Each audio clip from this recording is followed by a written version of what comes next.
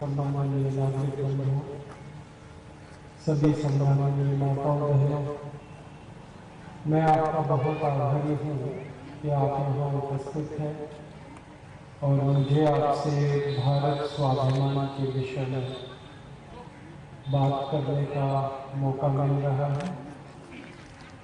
मैं सबसे पहले हमारे भारत स्वाभिमान और पतंजलि योग समिति के आज के इस कार्यक्रम में जो मुख्य सहयोगी हैं, सभी शिक्षक, सभी पदाधिकारी, उनका आभार व्यक्त करता हूँ।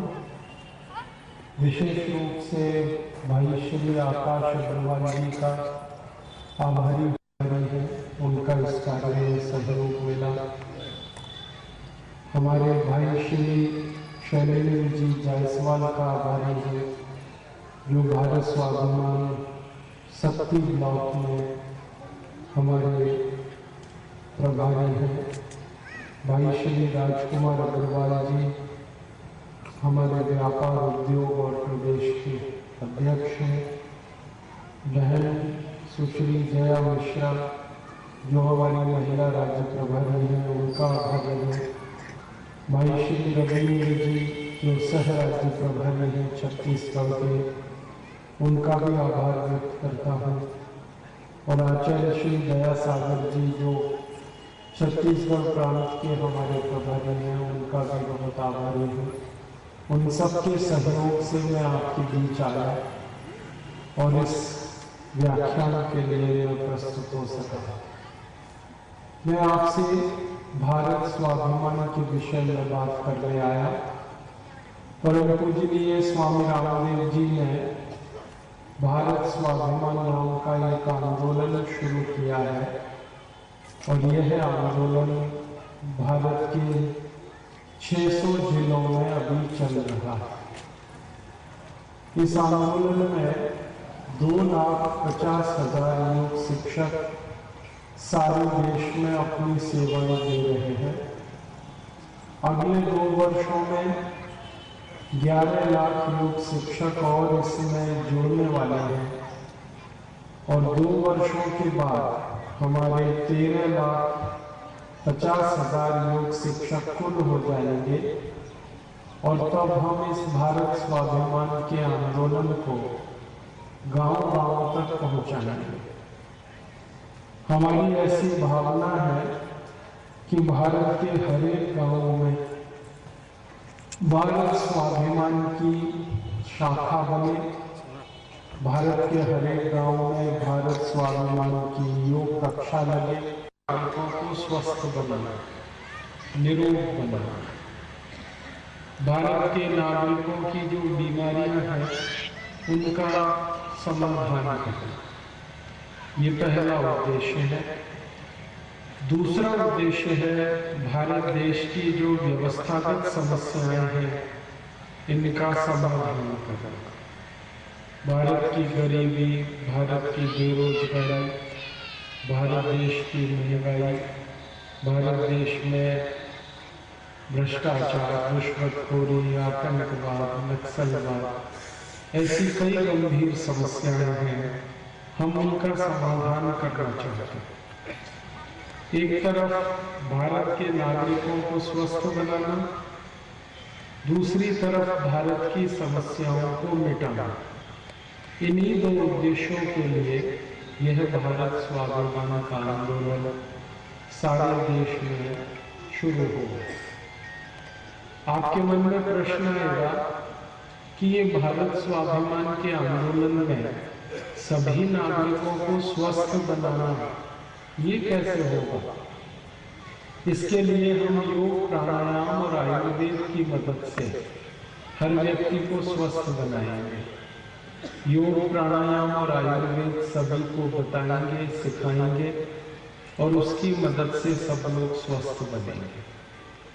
योग, प्राणायाम और आयुर्वेद की मदद से हर व्यक्ति को स्वस्थ बनाया जा सकता है और उनके माध्यम से करोड़ों भारतवासियों को स्वस्थ बनाया है, निरोग बनाया है। आगे भी यही काम हम करने वाले हैं। और योग, प्राणायाम और आयुर्वेद की मदद से हर व्यक्ति को स्वस्थ बनाना इसलिए जरूरी है कि आज हमारे देश में लोग बहुत अधिक बीमार हैं और बीमारियों के कारण हमारा देश बहुत ज़्यादा समस्याओं से घिर गया है। अपना भारत देश भाई बहुत अधिक लोग बीमार हैं और बीमारियों में अपना देश इस समय फंसा हुआ है। मुझे अगर ये कहना है कि भारत एक बीमार देश है तो इसमें कोई अतिशयोक्ति नहीं है, क्योंकि अपने भारत देश में 120 करोड़ की जनसंख्या है और करीब 100 करोड़ लोग बीमार हैं। हमारी भारत सरकार का एक बहुत बड़ा मंत्रालय है, परिवार कल्याण और स्वास्थ्य मंत्रालय। परिवार कल्याण और स्वास्थ्य मंत्रालय के आंकड़ों के अनुसार भारत में करीब 100 करोड़ लोग बीमार हैं। 120 करोड़ की आबादी और 100 करोड़ लोग बीमार, मतलब ये है कि लगभग 80% भारत बीमार है और बीमारियां भी ऐसी गंभीर हैं जिनका जल्दी इलाज ना हो पाए।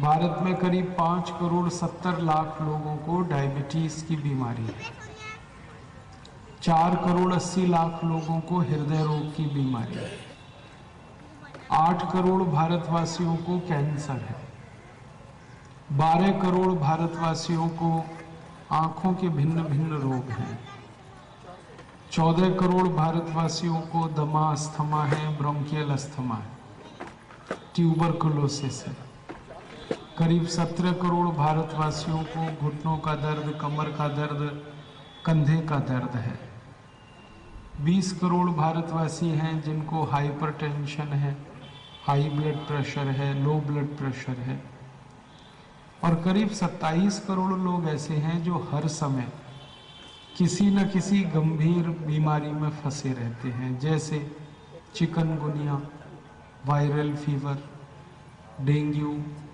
Encephalitis, brain malaria, malaria. ऐसे भिन्न भिन्न रोगों में हर समय 27 करोड़ लोग हमारे देश में फंसे ही रहते हैं। और सबसे खराब बात है भारत के बारे में वो ये कि अपने देश की 40 करोड़ माताएं एनीमिया नाम के रोग से बीमार हैं। मतलब 40 करोड़ माताओं को शरीर में खून की बहुत कमी है। हमारे देश में कुल माताएं और बहनें 60 करोड़ हैं और उसमें से 40 करोड़ माताओं को खून की कमी है।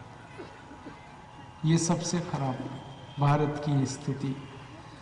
जिन माताओं को खून की कमी है उनके जो बच्चे जन्म लेते हैं उनमें से हर साल 56 लाख बच्चे भूख से मर जाते हैं। वो इतने कमज़ोर होते हैं और उन माताओं के शरीर में खून की कमी के कारण दूध की कमी होती है, इसलिए हर साल जन्म लेने के थोड़ी देर में ही 56 लाख बच्चे मर जाते हैं। हमारी भारत सरकार का कहना है कि हर साल 80 से 90 लाख बच्चे ऐसे हैं देश में जो मानसिक और शारीरिक रूप से विकलांग हो जाते हैं। अब मानसिक और शारीरिक रूप से जो विकलांग हो जाते हैं ऐसे बच्चे 80 से 90 लाख हैं और जो बच्चे भूख से मर जाते हैं, दूध नहीं मिल पाता उनको, ऐसे 56 लाख हैं। कुल मिलाकर इस देश में 2 करोड़ 38 लाख बच्चों का जन्म होता है और लगभग 1.5 करोड़ बच्चे हमारे देश में हर साल बहुत बुरी स्थिति के शिकार होते हैं, या तो मरते हैं या शरीर और मन से विकलांग होते हैं। आज़ादी के 64 वर्षों बाद ये बुरा हाल देश का है। हमारी सरकार का कहना है कि भारत के बीमार लोगों के इलाज के लिए ज़्यादा पैसे नहीं हैं उनके पास खर्च करने को। भारत की सबसे बड़ी समस्या ये बीमारी है इस समय, और सरकार के पास सबसे कम पैसा है खर्च करने के लिए इस समस्या पर। हमारे देश की सरकार हर साल बजट बनाती है तो सबसे कम बजट बीमारियों के इलाज के लिए ही बनता है। भारत देश में एक साल में करीब 11,50,000 करोड़ का बजट बनता है और इसमें से बीमार लोगों की चिकित्सा के लिए मात्र 23,700 करोड़ रुपए खर्च होता है। और 23,700 करोड़ रुपए खर्च होता है वो 100 करोड़ लोगों की बीमारियों के इलाज पर। और ये जो खर्च होता है इसमें से दो तरह का खर्च है। एक हमारे बजट में होता है योजनागत खर्च और एक गैर योजनागत खर्च। योजनागत खर्च का मतलब होता है बीमार लोगों के ऑपरेशन करने पर किया गया खर्च, बीमार लोगों को दवाएं देने पर किया गया खर्च, बीमार लोगों पर सीधे किया गया खर्च, वो होता है योजनागत प्लैन्ड एक्सपेंडिचर। और गैर योजनागत जो खर्च होता है वो क्या होता है? वो होता है बीमार लोगों की मदद करने के लिए, सेवा करने के लिए जो डॉक्टर्स हैं, जो मेडिकल स्टाफ है, जो नर्सेज हैं, जो वार्ड बॉय है, हॉस्पिटल की बिजली है, हॉस्पिटल का पानी है, हॉस्पिटल के सभी तरह के खर्चे, वो होता है गैर योजनागत खर्च। तो भारत सरकार का बीमार लोगों के लिए बजट है 23,700 करोड़। इसमें से लगभग 20,000 करोड़ खर्च होता है डॉक्टर्स, नर्सेज, पैरामेडिकल स्टाफ की तनख्वाह देने में, टीएडीए देने में। और लोगों की जो बीमारियां हैं उसके लिए जो खर्च होता है वो है 3,700 करोड़ रुपए बस। अब लोगों के ऊपर 3,700 करोड़ खर्च होता है और हॉस्पिटल चलाने के लिए 20,000 करोड़ खर्च हो जाता है। तो आम आदमी के लिए बीमारी के इलाज पर पैसा बहुत कम बच पाता है। अगर 100 करोड़ बीमार हैं और 3,700 करोड़ का खर्च है उनके लिए, तो एक बीमार आदमी पर सरकार का 37 रुपए खर्च होता है। अब एक बीमार आदमी पर एक साल में 37 रुपए खर्च हो रहा है सरकार का, तो इतने कम पैसे में कोई भी बीमारी ठीक नहीं हो सकती। इसलिए हमारे देश के लोगों की बीमारियां बढ़ती जाती हैं और उनका समाधान नहीं हो पाता। मुझे तो कभी कभी ऐसा लगता है कि सरकार एक तरह से मजाक कर रही है हमारे साथ। हम टैक्स के रूप में लाखों करोड़ रुपए सरकार को दे रहे हैं और सरकार हमारी बीमारी के इलाज पर मात्र 37 रुपए खर्च कर रही है। अगर एक व्यक्ति के टैक्स का पैसा हम निकालें तो हर साल एक व्यक्ति इस देश में लगभग 8,500 रुपए का टैक्स देता है, हर व्यक्ति। गरीब से गरीब आदमी, अमीर से अमीर तो खैर ठीक ही है जो देते हैं, गरीब से गरीब आदमी हर साल 8,500 रुपए टैक्स देता है। और उस गरीब आदमी के लिए भारत सरकार 37 रुपए खर्च करती है।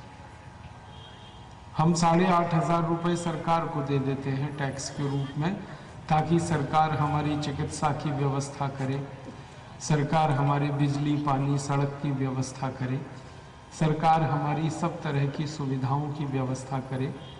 लेकिन सरकार हमारे लिए चिकित्सा की सुविधा में सिर्फ 37 रुपए खर्च करती है। हमारे दिए गए पूरे धन का 2% ही हमें चिकित्सा के लिए मिल पाता है। इसलिए हर आदमी इस देश में इलाज नहीं करा पाता, क्योंकि सरकार की तरफ से खर्चा बहुत कम है। बीमार लोग ज़्यादा हैं, पैसे बहुत कम है खर्च करने को। फिर समस्या ये है कि जब बीमार लोगों के ऊपर सरकार की तरफ से खर्चा बहुत कम है तो बीमारी बढ़ने वाली है और उसका समाधान नहीं है। इसलिए इस देश में 100 करोड़ लोग बीमार हैं। आप बोलेंगे जी प्राइवेट हॉस्पिटल में क्यों नहीं इलाज करा लेते लोग? प्राइवेट हॉस्पिटल में गरीब आदमी का इलाज नहीं हो सकता, वो इतने महंगे हैं कि जो पैसे वाले लोग हैं उन्हीं का संभव है इलाज प्राइवेट हॉस्पिटल में।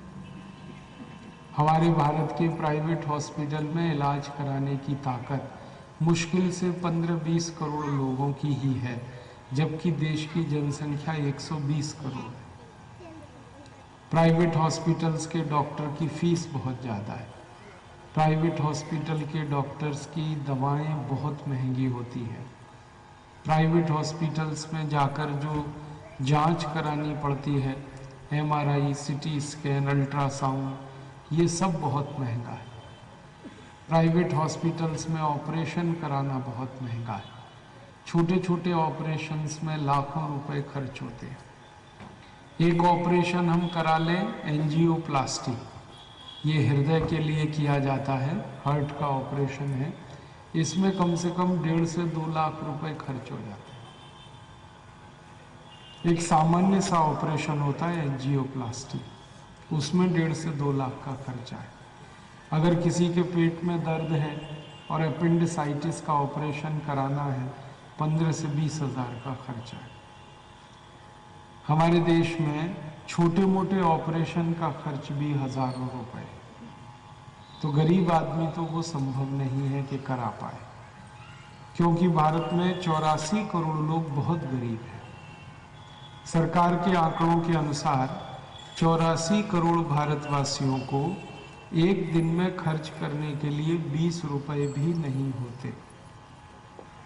अब जिन लोगों के पास एक दिन में खर्च करने को 20 रुपए नहीं है, वो कोई इलाज नहीं करा सकते। इसका माने ये है कि 84 करोड़ लोग तो बिना दवा के ही और बिना इलाज के ही तड़पते हैं इस देश में, और तड़प तड़प के मरते हैं। हर साल लाखों लोग बिना इलाज और बिना दवा के मरते हैं। ऐसी स्थिति में भारत में क्या करना चाहिए? तो परम पूजनीय स्वामी रामदेव जी ने इस स्थिति का समाधान करने के लिए, इस समस्या का समाधान करने के लिए ये अभियान शुरू किया है कि हर भारतवासी को हम योग सिखा दें, प्राणायाम सिखा दें, क्योंकि योग प्राणायाम करने में कोई पैसा खर्च नहीं होता। और आयुर्वेद की कुछ ऐसी दवाएं बता दें जो सस्ती हैं और अपने घर में ही कोई उनका इस्तेमाल कर सके। तो योग प्राणायाम और आयुर्वेद का एक बहुत बड़ा अभियान सारे देश में इसी उद्देश्य के लिए शुरू किया है। इस अभियान में 2,50,000 योग शिक्षक हैं जो संपूर्ण भारत देश में हर दिन योग कक्षाएं लगाते हैं। आपके शक्ति में भी हमारी योग कक्षा लगती है। ऐसे ही भारत में 1 लाख स्थानों पर हर दिन योग कक्षा हमारी लगती है, और इसमें करीब 2.5 लाख योग शिक्षक हैं जो हर दिन लोगों को योग प्राणायाम सिखाते हैं। परम पूजनीय स्वामी रामदेव जी हर दिन आस्था चैनल पर सवेरे 5 बजे से 7:30 बजे तक योग प्राणायाम का कार्यक्रम प्रस्तुत करते हैं, और इसके माध्यम से भी करोड़ों भारतवासी देखकर सीखते हैं। भारत में ही नहीं, अब भारत के बाहर जो प्राणायाम और योग से ठीक होते हैं। जैसे डायबिटीज़ नाम की बीमारी है, ये अंग्रेजी एलोपैथी में कभी भी ठीक नहीं होती। जिंदगी भर आप इंसुलिन खाओगे तो भी ठीक नहीं होगी। इस बीमारी को ठीक होने के लिए एकमात्र उपाय है प्राणायाम, योग और आयुर्वेद। ऐसे ही आयुर्वेद में कई बीमारियां जो बहुत आसानी से ठीक होती हैं, एलोपैथी में होती ही नहीं वो ठीक। मैं लिखने के लिए इसलिए आग्रह कर रहा हूँ कि हम सुना हुआ बहुत जल्दी भूल जाते हैं। जब तक मैं बोलूँगा आप जो है याद कर पाएंगे, और थोड़ी देर बाद जब मैं चला जाऊँगा आप भूल जाएंगे उसे। आप लिख लेंगे तो बहुत अच्छा होगा। और अगर आपके मोबाइल फ़ोन में वो टेप रिकॉर्ड करने की सुविधा है तो टेप कर लीजिए। ये बहुत काम की बातें हैं जो मैं अब आपसे करूँगा। मैं आपको बीमारियाँ कैसे, और बहुत दुखी हो जाएंगे आप अगर लगातार इंसुलिन ले रहे हैं ना, तो किसी दिन भी आपको हार्ट अटैक आ सकता है, और हार्ट अटैक से भी ज़्यादा खतरनाक होता है कार्डियक अरेस्ट, जिसको हम हार्ट फेल कहते हैं। इसमें आदमी 1 मिनट में मर जाता है, कोई मौका नहीं मिलता इलाज करने का। और इंसुलिन लेने वालों को मैक्सिमम कार्डियक अरेस्ट होते हैं, क्योंकि इंसुलिन बहुत खतरनाक प्रभावी है। इसी प्राणायाम को कहते हैं भस्त्रिका। 5 मिनट इसको करना है रोज। 5 मिनट से ज़्यादा करने की ज़रूरत नहीं है, बस 5 मिनट। जो डायबिटीज़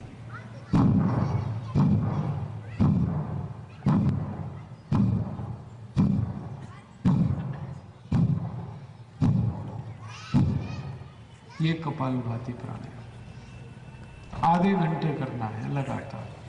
थक जाए तो थोड़ा बंद कर दीजिए, फिर दोबारा शुरू कर दीजिए। आधा घंटे ये कपालभाति कर लीजिए। ये शुगर के, डायबिटीज़ के पेशेंट को बहुत अच्छा है। और तीसरा प्राणायाम जो आपको करना है उसका नाम है अनुलोम विलोम।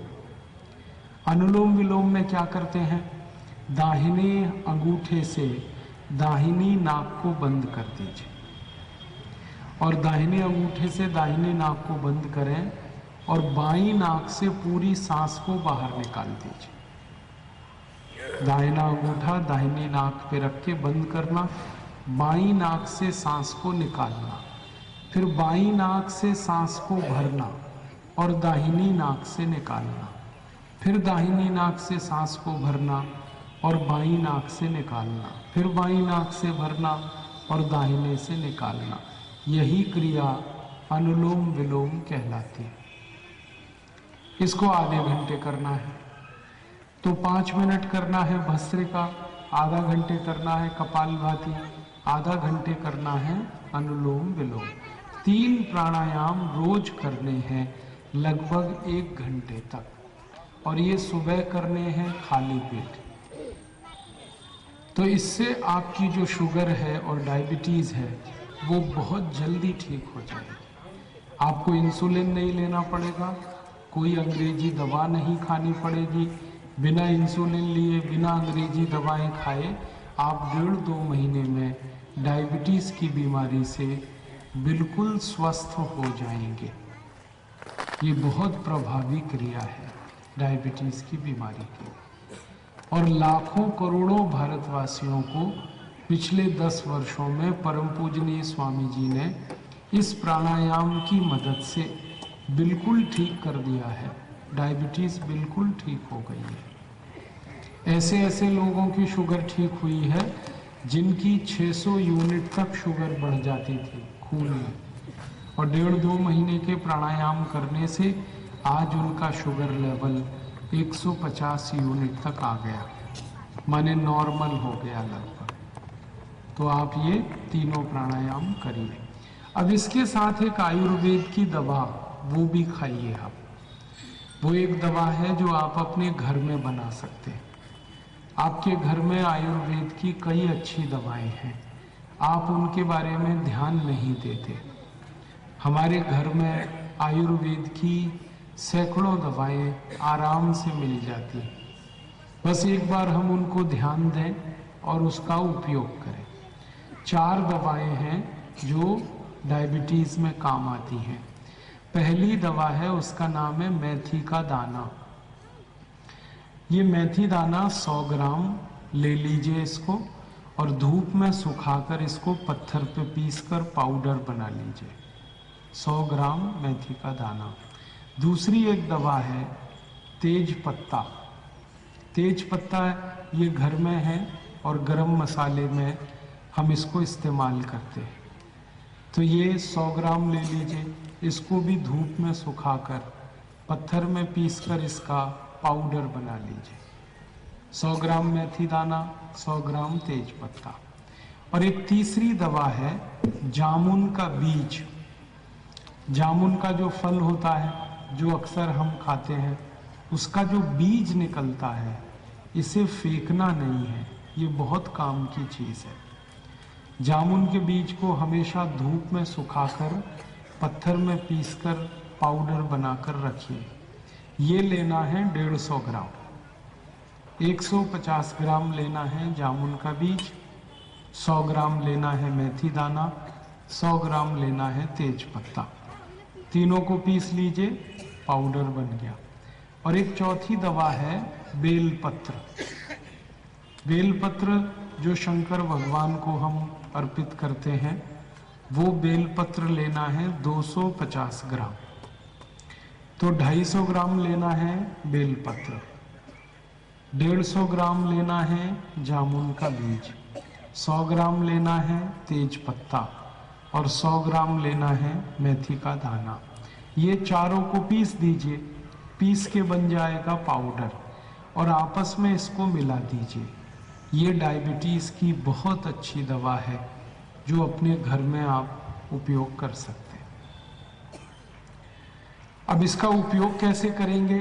ये दवा जो मिलाई के बना दी आपने चारों पाउडर को, इसका 1 चम्मच सुबह लेना है गर्म पानी से और 1 चम्मच शाम को लेना है गर्म पानी से। और ये हमेशा लेना है खाना खाने के 1 घंटे पहले। अगर आप नाश्ता करते हैं तो उससे 1 घंटे पहले सुबह लेना, शाम को खाना खाते हैं उससे 1 घंटे पहले शाम को लेना और 1-1 चम्मच लेना है बस, और गर्म पानी से लेना। तो ये दवा आप साथ में ले लीजिए और तीनों प्राणायाम कर लीजिए तो आपकी शुगर बिल्कुल ठीक हो जाएगी। 1.5-2 महीना ही लगेगा और हमेशा के लिए आप स्वस्थ हो जाएंगे। ऐसे लोग जो इंसुलिन ले रहे हैं उनको मेरा निवेदन है कि इस दवा को शुरू करने के साथ इंसुलिन को धीरे धीरे बंद कर दें। पहले इंसुलिन की मात्रा आधी कर दें, फिर आधे से आधी कर दें, फिर उससे भी आधी कर दें और थोड़े दिन में बंद कर दें। और ये दवा लेते हुए प्राणायाम करते रहे तो 1.5-2 महीने में आपकी शुगर बहुत अच्छे से ठीक हो जाएगी। एक छोटी सी इसमें मुझे आपसे और बात कहनी है, वो सावधानी की बात कहनी है कि इस दवा को लेते हुए और प्राणायाम करते हुए आप चीनी खाना बंद कर दें। डायबिटीज के मरीज को सबसे बड़ा अगर कोई जहर है तो वो चीनी है, शुगर। ये चीनी आप ना खाएं। जब भी आप इस डायबिटीज का इलाज करेंगे तो चीनी बिल्कुल बंद कर दें। चाय में चीनी ना लें, दूध में चीनी ना लें, दही में चीनी ना लें, सब जगह चीनी बंद करें। आप बोलेंगे जी क्यों? ये चीनी जो है ना, इसमें ऐसा कोई तत्व नहीं है जो आपके शरीर को लाभ करे, फायदा दे। चीनी में किसी भी तरह का सूक्ष्म पोषक तत्व नहीं है कोई। चीनी में ना तो कैल्शियम है, ना तो चीनी में आयरन है, ना तो चीनी में मैग्नीशियम है, ना चीनी में मैग्नीज है, ना चीनी में कोई विटामिन है, ना विटामिन ए है इसमें, ना विटामिन बी है, ना विटामिन सी है, ना विटामिन डी है, ना इस चीनी में प्रोटीन है कोई, ना इस चीनी में आपके शरीर के काम आने वाली कोई चीज नहीं। तो आप बोलेंगे चीनी में क्या है? बस चीनी में मीठापन है, स्वीटनेस है, बस और कुछ नहीं। और दुर्भाग्य से जो मीठापन है चीनी में, ये आपके काम का नहीं है। दुनिया में 2 तरह के मीठेपन होते हैं या 2 तरह की मिठाई है। एक तो वो जिसको भगवान ने बनाया, जैसे केले में मीठापन है, जैसे आम में मीठापन है, अंगूर में मीठापन है, संतरे में मीठापन है, खजूर में मीठापन है, गन्ने के रस में मीठापन है। ये सब ईश्वर का बनाया हुआ, प्रकृति ने बनाया। ये जो मीठापन होता है जिसको प्रकृति ने बनाया, ईश्वर ने बनाया, इसको विज्ञान की भाषा में फ्रक्टोज कहते हैं। और ये जो फ्रक्टोज वाला मीठापन है, यही शरीर को हजम हो पाता है, यही शरीर में पचन हो पाता है, जो ईश्वर ने बनाया। और ये जो चीनी का मीठापन है, ये आदमी ने बनाया। और ये आदमी का बनाया हुआ जो चीनी का मीठापन है, ये हजम नहीं होता। आप चीनी जितनी भी खाते हैं, ये कभी भी हजम नहीं होती। तो आप बोलेंगे ये क्या करती है? ये चीनी हमारे शरीर में जाकर खून में कोलेस्ट्रॉल की मात्रा को बढ़ाती रहती है। और खून में जब कोलेस्ट्रॉल बहुत बढ़ जाता है तो 103 बीमारियां आती हैं। सबसे खतरनाक बीमारी आती है डायबिटीज, ये कोलेस्ट्रॉल बढ़ने के बाद ही आती है। दूसरी खतरनाक बीमारी आती है हाई ब्लड प्रेशर, ये कोलेस्ट्रॉल बढ़ने के बाद आती है। तीसरी खतरनाक बीमारी है पैरालिसिस, ये बहुत ज़्यादा कोलेस्ट्रॉल बढ़ने के बाद आती है। चौथी बीमारी है ब्रेन स्ट्रोक, ब्रेन हेमरेज, ये कोलेस्ट्रॉल बढ़ने के बाद आती है। पांचवी बीमारी है घुटनों का दर्द। छठी बीमारी है कमर का दर्द। सातवीं बीमारी कंधे का दर्द। आठवीं बीमारी हड्डियों के जोड़ों का दर्द। ये सब चीनी से पैदा होने वाली खतरनाक बीमारी। और एक आजकल बहुत बड़ी बीमारी आ गई है मोटापा। हम सबका वजन बढ़ रहा है, सबका पेट बाहर निकल रहा है, ये दुष्परिणाम है चीनी का। तो चीनी अच्छी नहीं है, आप इसे बंद कर दें। डायबिटीज के मरीज तो तुरंत बंद करें, जिनको डायबिटीज नहीं है वो भी बंद कर दें। स्वस्थ अगर है और जीवन भर आप स्वस्थ रहना चाहते हैं तो चीनी ना खाएं, क्योंकि चीनी कफ को बिगाड़ती है। आयुर्वेद में वात पित्त कफ 3 तरह के दोष माने गए हैं। वात का दोष, पित्त का दोष, कफ का दोष। चीनी सबसे ज्यादा कफ के दोष को बढ़ाने वाली है, और कफ का दोष बढ़ता है तो पित्त का भी बढ़ जाता है, और पित्त और कफ बढ़ गया तो 103 बीमारियां लाता है। इसलिए आयुर्वेद में कहा गया चीनी ना खाएं। फिर आप पूछेंगे जी क्या खाएं? गुड़ खाओ, गुड़ खाओ, खजूर खाओ, गन्ना खाओ, आम खाओ, केला खाओ, संतरा खाओ, मौसम्बी खाओ, कोई भी ऐसी मीठी चीज खाओ जो भगवान ने बनाई। गुड़ जो है ना वो एक तरह से भगवान का ही बनाया हुआ। गुड़ क्या है? गन्ना का रस, उसको हम बस गर्म कर देते, इतनी सी बात है, उसमें कुछ मिलाया नहीं जाता। गन्ने के रस को गर्म करते करते गुड़ बन जाता। बस इतना ही है कि उसकी सफाई करने के लिए थोड़ा दूध मिला देते हैं गन्ने के रस में, या भिंडी का रस मिला देते हैं, और इसी से गुड़ तैयार हो जाता है। तो गुड़ जो है वो बहुत अच्छा है चीनी की तुलना में। चीनी में 23 तरह के रसायन मिलाए जाते हैं, और वो सब जहर है। खतरनाक से खतरनाक केमिकल्स चीनी में मिलाए जाते हैं। अब वो सब के सब केमिकल्स के नाम तो आप याद नहीं रख पाएंगे, लेकिन एक नाम जरूर याद रख पाएंगे आप, उसका नाम है सल्फर। ये चीनी बनाने में सल्फर सबसे ज्यादा इस्तेमाल होता है। सल्फर का मतलब होता है गंधक। गंधक का मतलब होता है दीपावली पर चलने वाले पटाखों का मसाला। ये जो दिवाली पर हम पटाखे चलाते हैं, ये सभी पटाखे गंधक से बनते हैं, और जिस गंधक से पटाखे बनते हैं उसी गंधक से चीनी बनती है। अब क्या होता है, जब आप चीनी खाते हैं तो ये गंधक आपके शरीर में जाता है और ये खून में जमा हो जाता है, और खून में ये चला गया तो फिर ये निकलता नहीं है। दुनिया की कोई दवा इसको शरीर से बाहर नहीं निकाल पाती। गंधक बहुत खतरनाक है। कई जहर ऐसे होते हैं जो शरीर में चले जाएं तो बाहर निकल जाए, लेकिन ये गंधक नहीं निकलता। ये घुस गया तो ये जमा ही होता रहता है, और जैसे जैसे ये बढ़ता जाता है वैसे वैसे खून खराब होता है, और खून की खराबी है जिसका नाम है कोलेस्ट्रॉल। इसलिए मेरा आप सभी को निवेदन है, आप चीनी ना खाएं, उसकी जगह गुड़ खाएं। गुड़ की चाय पिएं, गुड़ से दूध पिएं, दही के साथ गुड़ खाएं, मट्ठा पीना है तो गुड़ से पिएं, हलवा बनाना है घर में गुड़ का बनाएं, लड्डू बनाने हैं गुड़ के बनाएं, मिठाई बनानी है गुड़ की बनाएं, कुछ भी चीज गुड़ की खाएं, चीनी छोड़ें।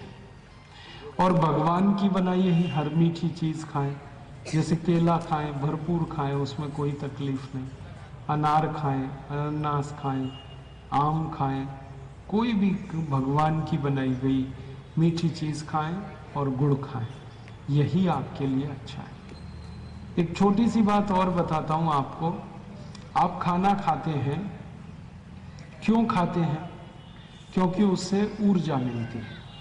ऊर्जा क्या मिलती है? जो कुछ आप खाते हैं वो हजम होने के बाद खून में बदल जाता है, रक्त बन जाता है, ग्लूकोज बनता है, फिर उससे रक्त बनता है। तो आप खाना खाते हैं, उससे आपको ग्लूकोज की पूर्ति होती है और रक्त बनता है। लेकिन जब आप कुछ भी खाना खा लेते हैं और उसके बाद चीनी खाते हैं, तो चीनी खाने को हजम नहीं होने देती। चीनी का सबसे बड़ा दुर्गुण है। चीनी खुद हजम नहीं होती है और किसी को भी हजम नहीं होने देती। आप कितना भी अच्छा खाना खाएं और पीछे से एक चम्मच चीनी अगर आपने खा ली तो वो खाना ही हजम नहीं होगा। तो आप कहेंगे वो खाना फिर कहाँ जाएगा? वो खाना सब कोलेस्ट्रॉल में बदल जाएगा। खाना जब हजम होता है ना तो खून में बदलता है, और खाना जब हजम नहीं होता तो कोलेस्ट्रॉल बनता है। इसलिए आप चीनी खाना बंद कर दें। अब इसका उल्टा समझाता हूं।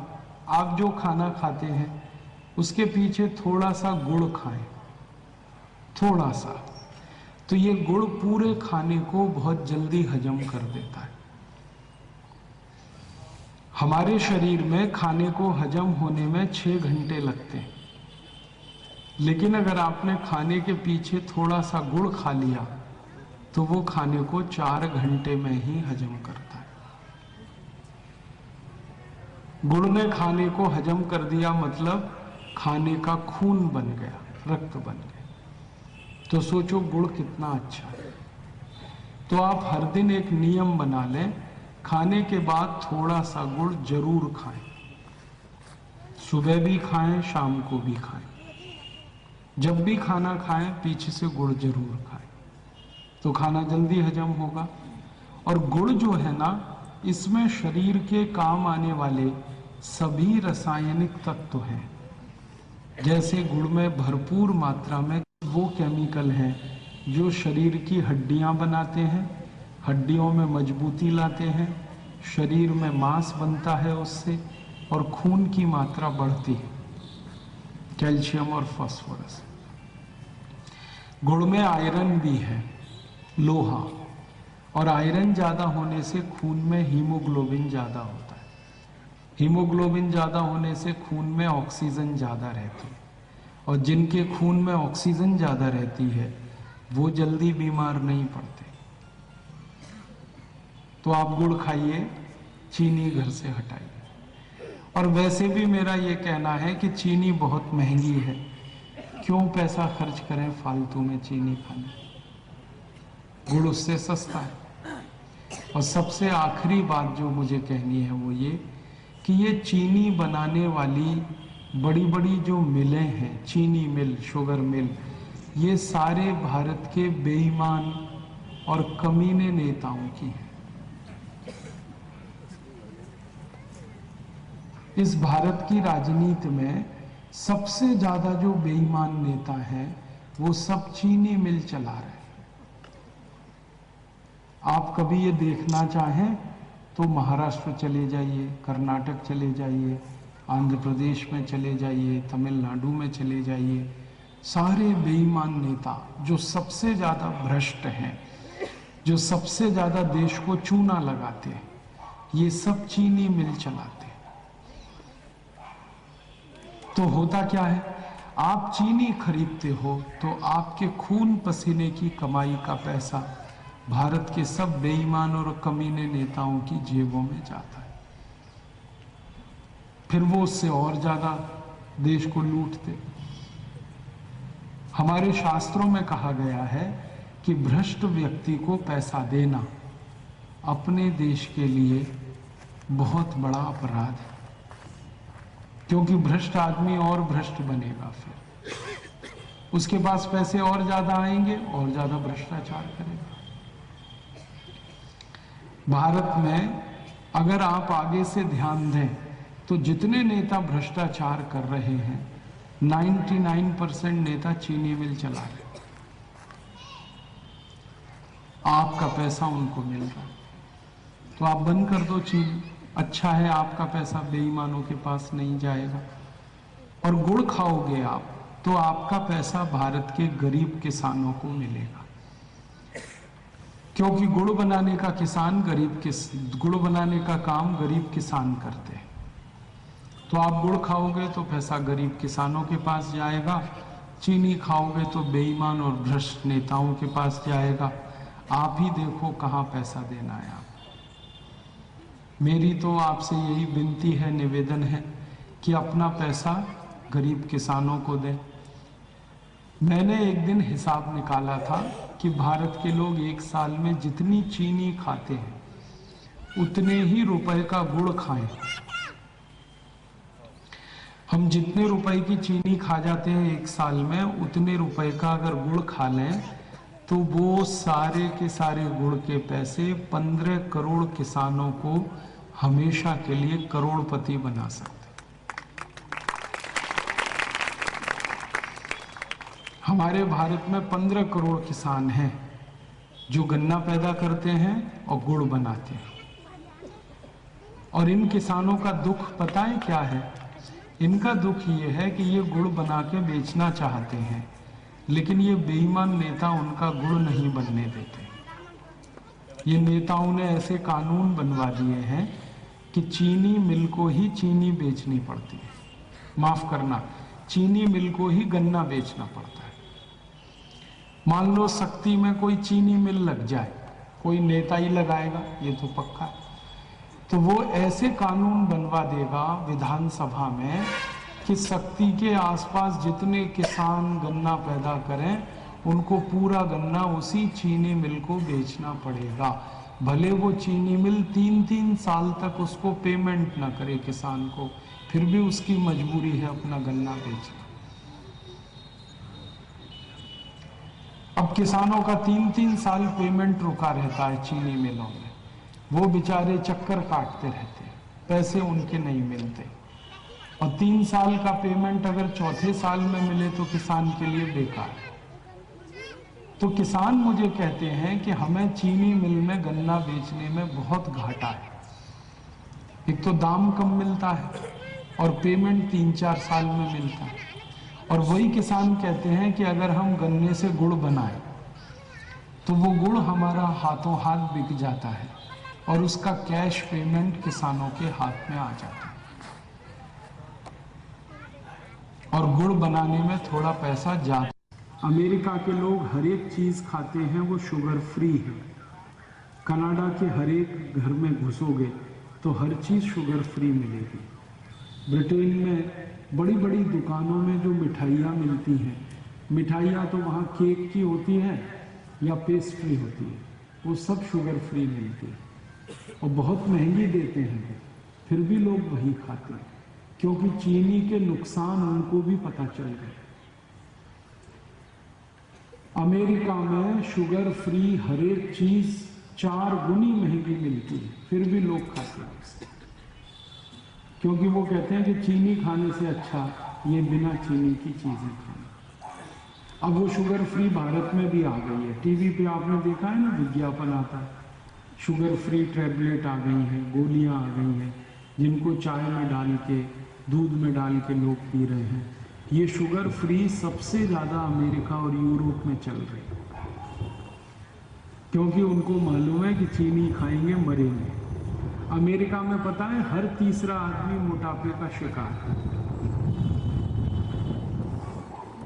अगर अमेरिका में आप हर तीसरे आदमी को देखोगे वो मोटा है। 30 करोड़ की जनसंख्या, साथ में कक्षा 8 में पढ़ने वाले बच्चे 150 किलो के हैं, 140 किलो वजन, 130 किलो वजन, 120 किलो वजन।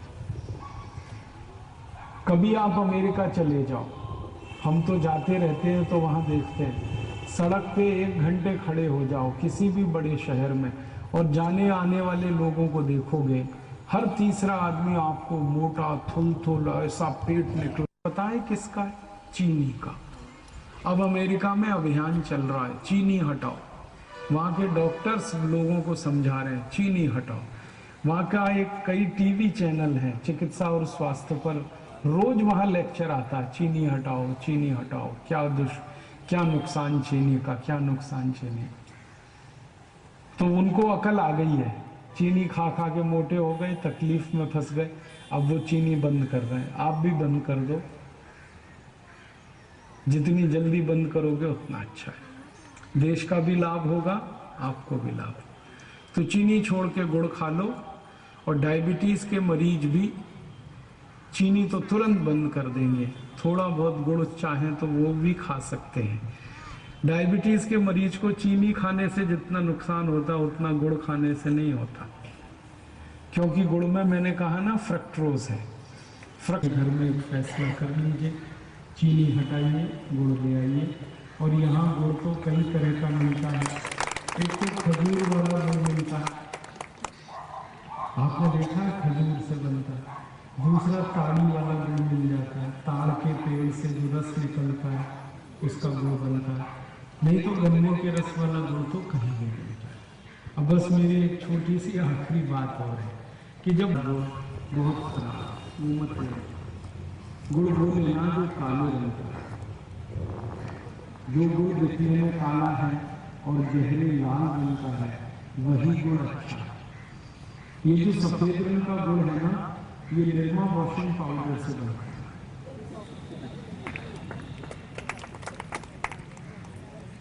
निरमा वॉशिंग पाउडर आप जानते हैं, ये जो गन्ने का रस है ना, गर्म करते हुए उसमें निरमा वॉशिंग पाउडर मिला देते हैं तो गुड़ का रंग सफेद हो जाता है। और जो बनाने वाले हैं ना महान लोग, संभव नहीं खरीद पाना, बहुत महंगा मिलता है, शहद महंगा तो हो, तो क्या करें, तो खाली आधा चम्मच दालचीनी पाउडर गर्म पानी के साथ खा लो, शहद मत मिलाओ, तो भी आपका हाई ब्लड प्रेशर ठीक हो जाएगा। 1.5-2 महीने में ही ठीक हो जाएगा। बहुत अच्छी दवा है दालचीनी। दूसरी एक दवा है हाई ब्लड लेना, और 1 कप पानी में खूब गर्म कर देना। 1 कप पानी या आधा गिलास पानी, आधा चम्मच अर्जुन की छाल का पाउडर डाल के खूब गर्म कर देना, और इसको पी लेना चाय की तरह से। तो ये हाई ब्लड प्रेशर को बिल्कुल ठीक कर देगा। और ये जो अर्जुन की छाल है, ये हाई बीपी को तो ठीक करेगा ही, ये हृदय को भी ठीक कर देता है। हमारे हृदय में कई बार एक खराब बीमारी आती है जिसको हम तो बहुत धीमी हो जाए या बहुत तेज हो जाए तो मरने के चांसेस हैं। इस बीमारी को ठीक करना सबसे अच्छे से जो कर पाती है दवा, वो यही है अर्जुन की छाल। इजेक्शन फ्रैक्शन को एकदम संतुलित कर देती है। इस इजेक्शन फ्रैक्शन को संतुलित करने में एलोपैथी दवा लाखों रुपए की आप खाओगे तो भी नहीं होगा, लेकिन ये अर्जुन की छाल बहुत अच्छे से कर देती है। और एक दवा बताता हूँ हाई बीपी के लिए, अपने घर में है, वो दवा का नाम है लौकी का रस। 1 कप लौकी का रस रोज पियो, सवेरे खाना खाने से 1 घंटे पहले। सवेरे के खाने का मतलब है नाश्ता, नाश्ते से 1 घंटे पहले 1 कप लौकी रस रोज पियो। और लौकी का रस जब आप निकालो ना तो उसका छिलका मत उतारो, क्योंकि जो छिलका है उसी में सब कुछ है। लौकी में जो भी कुछ है वो सब उसके छिलके में है। अगर आपने छिलका हटा दिया लौकी का तो वो बेकार है, फिर वो किसी काम के नहीं। बहुत लोग हैं ना, मुझे फोन करते हैं, कहते हैं 2 साल से लौकी रस पी रहे हैं, बीपी ठीक ही नहीं हो रहा। फिर मैं पूछता हूँ कैसे पीते हो, कहते हैं जी छिलका उतारते हैं। मैंने कहा बस अभी कोई ठीक नहीं होगा। छिलका उतार के लौकी 10 साल भी पियो, कुछ नहीं होगा, कोई बीमारी ठीक नहीं होगी। और वही छिलका रख कर लौकी का रस पियो, 2 महीने में ब्लड प्रेशर ठीक हो जाए।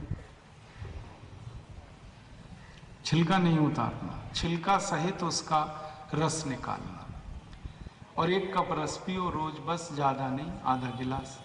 उसमें थोड़े धनिया पत्ते डाल लो 5-6, पुदीने पत्ते डाल लो 5-6, तुलसी पत्ते डाल लो 5-6, 3-4 काली मिर्च डाल दो। इसको पीस के सबको और मिला के लौकी रस पियो। हाई बीपी ठीक होता है इससे, हृदय की बीमारी भी ठीक होती है इससे। ये जो लौकी रस है ना, ये मोटापे को भी ठीक कर देता है, मोटापा कम हो जाता है। पेट बाहर निकला है तो वो ठीक हो जाएगा। आगे चलें, और एक अच्छी दवा बताता हूँ आपको हाई बीपी के लिए। वो दवा है बेलपत्र के पत्ते। बेलपत्र का पेड़ तो सब जगह मिलता है, छत्तीसगढ़ में हर गांव में मिल जाता है। उसके 5 पत्ते तोड़ लो, बेलपत्र के 5 पत्ते, पत्थर में पीस के उसकी बनाओ चटनी। अब उस चटनी को डालो 1 गिलास पानी में और उसको करो गरम, और इतना गरम करो कि पानी आधा हो जाए, फिर उसको ठंडा करके पियो। तो ये बेलपत्र के पत्ते का काढ़ा बनाकर कोई भी पिएगा तो हाई ब्लड प्रेशर इससे भी ठीक हो जाता है, और इस बेलपत्र के काढ़े से मोटापा भी ठीक हो जाता है। इस बेलपत्र के काढ़े से डायबिटीज भी ठीक हो जाती है। ये डायबिटीज ठीक कर देता है, हाई बीपी ठीक कर देता है, मोटापा ठीक कर देता है। हमारे खून में अगर कोलेस्ट्रॉल बढ़ गया है उसको भी ठीक कर देता है ये बेलपत्र। ट्राइग्लिसराइड्स बढ़ गए हैं वो भी ठीक हो जाते हैं इससे। बहुत अच्छी दवा है। अगर आपके दांत अच्छे हैं ना तो बेलपत्र के पत्ते चबा के भी खा सकते हैं। बेलपत्र तोड़ा, चबा के खा लिया, पीछे से गर्म पानी पी लो।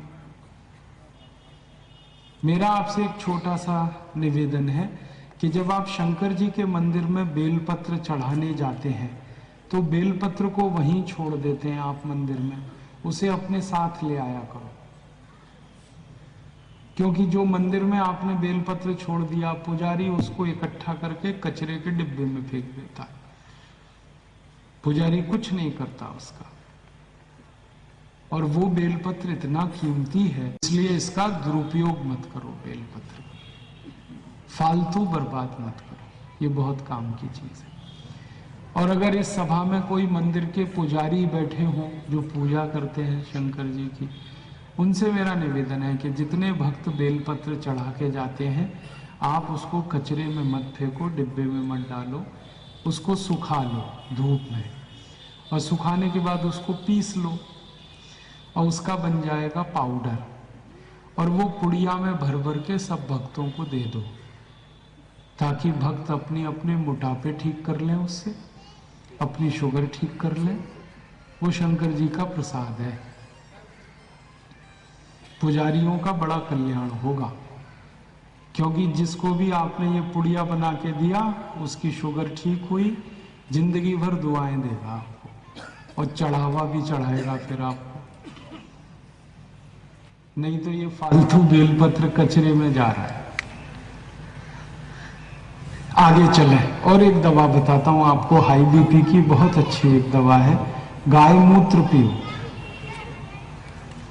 देशी गाय का ताजा मूत्र पियो आधा कप, ये हाई बीपी को बहुत जल्दी ठीक करता है। देशी गाय का मूत्र, अब देशी कह रहा हूं तो देशी ही, विदेशी गाय का मत पीना। हमारे भारत में विदेशी गाय भी है, जर्सी गाय, होलिस्टियन, फ्रीजियन, उसका मूत्र मत पी लेना, वो तकलीफ करता, नुकसान देता है। देशी गाय का पीना, आधा कप पीना, सवेरे पीना खाली पेट, ये हाई बीपी ठीक करेगा। और देशी गाय का मूत्र लो बीपी भी ठीक करता है, और देशी गाय का मूत्र डायबिटीज भी ठीक करता है। देशी गाय के मूत्र से दमा और अस्थमा भी ठीक होता है।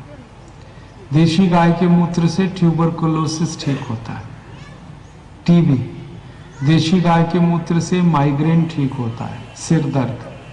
देशी गाय मूत्र से हेडेक ठीक होता है, सिर दर्द। देशी गाय के मूत्र से हड्डियों के सब दर्द ठीक होते हैं, घुटने का दर्द, कमर का दर्द, कंधे का दर्द। देशी गाय मूत्र से पेट की कब्जियत ठीक होती है, कॉन्स्टिपेशन। देशी गाय मूत्र से बवासीर ठीक होता है, देशी गाय मूत्र से भगंदर ठीक होता है, देशी गाय मूत्र से फिशुला ठीक होता है, देशी गाय मूत्र से फिशर ठीक होता है। एक अकेला देशी गाय का मूत्र 48 रोग ठीक कर देता है। इसलिए आप इसे भूलना मत कभी भी, इसे जरूर पीना।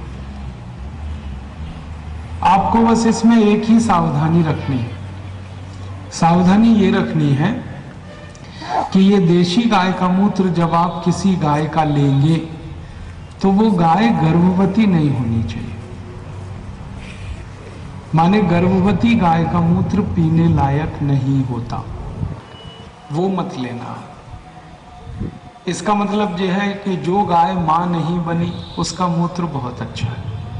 कुमारी गाय का मूत्र लेना, बाछड़ी जिसको कहते हैं उसका मूत्र लेना, आधा कप लेना, सवेरे लेना और खाली पेट पीना। आपकी 48 बीमारियां अकेले ये मूत्र से ही ठीक हो जाएगी। ये जो देशी गाय का मूत्र है ना, ये आंखों की बीमारियों में सबसे अच्छी दवा है।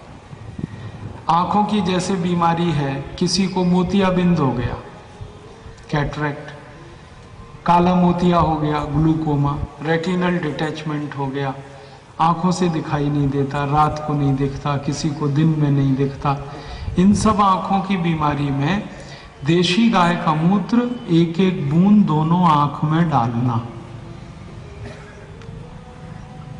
एक एक बूंद गाय मूत्र दोनों आंखों में डालो, सब बीमारी आंखों की ठीक हो जाएगी। आप चाहो तो आपका चश्मा उतर जाएगा आंखों से अगर आप गोमूत्र डालो। जिनका निकट दृष्टि का चश्मा है वो भी उतरेगा, जिनका दूर दृष्टि का है वो भी उतरेगा। आंखों की हर तरह की बीमारी में ये काम आता है। आंखों की एक सबसे खराब बीमारी है रेटिनल डिटैचमेंट, जिसका दुनिया में आसानी से इलाज नहीं। उस बीमारी को भी ये गोमूत्र बिल्कुल मुफ्त में ठीक कर देता है, फोकट में। जबकि अमेरिका में इस बीमारी के इलाज में 1 करोड़ रुपए खर्च हो जाता है, रेटिनल डिटैचमेंट। और गाय मूत्र से ये बिल्कुल मुफ्त में ठीक हो जाती है बीमारी। करना क्या है, आंख में गोमूत्र डालना है, बस ताजा ताजा डालना है।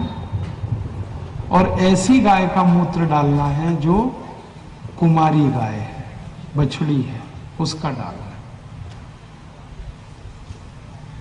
और बताता हूं, ये कान के जितने रोग हैं ये भी सब गोमूत्र से ठीक हो जाते हैं। कान में सुनाई कम देता है, कान में कई बार हम ऐसी आवाज आती रहती है, कई बार कान में से गंदगी निकलती है, मवाद निकलता है, कान में मैल जमा हो जाता है, कई बार कान का पर्दा फट जाता है। आपने सुना होगा डॉक्टर कहता है जी कान का पर्दा फट गया। और कई बार कान में ऐसा हो जाता है कि बहुत फोड़े फुंसी अंदर हो जाते हैं। ये सब बीमारियों में एक एक बूंद गोमूत्र कान में डाल दो तो कान ठीक कर देता है। कान में बहुत तेज दर्द हो रहा है, अगर आपको एक बूंद गोमूत्र डालो तुरंत दर्द बंद हो जाता है, 1 ही मिनट में। कभी भी करके देखना। तो ये गोमूत्र कान के भी काम का है, आंख के भी काम का है। गले की बीमारी में भी गोमूत्र काम आता है। जैसे गले में सूजन आ गई, गले में खिंच हो रही है, गले में खराश हो गई है, तो गोमूत्र पी लो, ठीक कर देगा। और गले की एक बीमारी है जिसका नाम है टॉन्सिलाइटिस। छोटे बच्चों को बहुत हो जाती है ये बीमारी। इस बीमारी में आप क्या करो, हल्दी सबसे अच्छी दवा है, उसका उपयोग करो। टॉन्सिल की बीमारी जिसको भी हो जाए, बच्चों को ज्यादा होती है लेकिन कई बार बड़ों को भी हो जाती है। तो इसको कैसे ठीक करेंगे, आधा चम्मच हल्दी पाउडर ले लो और किसी भी बच्चे को जिसको ये बीमारी है या बड़े को, उसका मुंह खोलकर ये हल्दी पाउडर गले में डाल दो, अंदर, जीभ पे मत डालना, गले में। और थोड़ी देर चुप करके बैठ जाओ, मुंह बंद करके। तो ये गले के नीचे उतरेगा पूरा हल्दी पाउडर लार के साथ मिलके, और एक खुराक में ही टॉन्सिल की बीमारी हमेशा के लिए ठीक हो जाए। एक खुराक, इतनी प्रभावशाली दवा है हल्दी।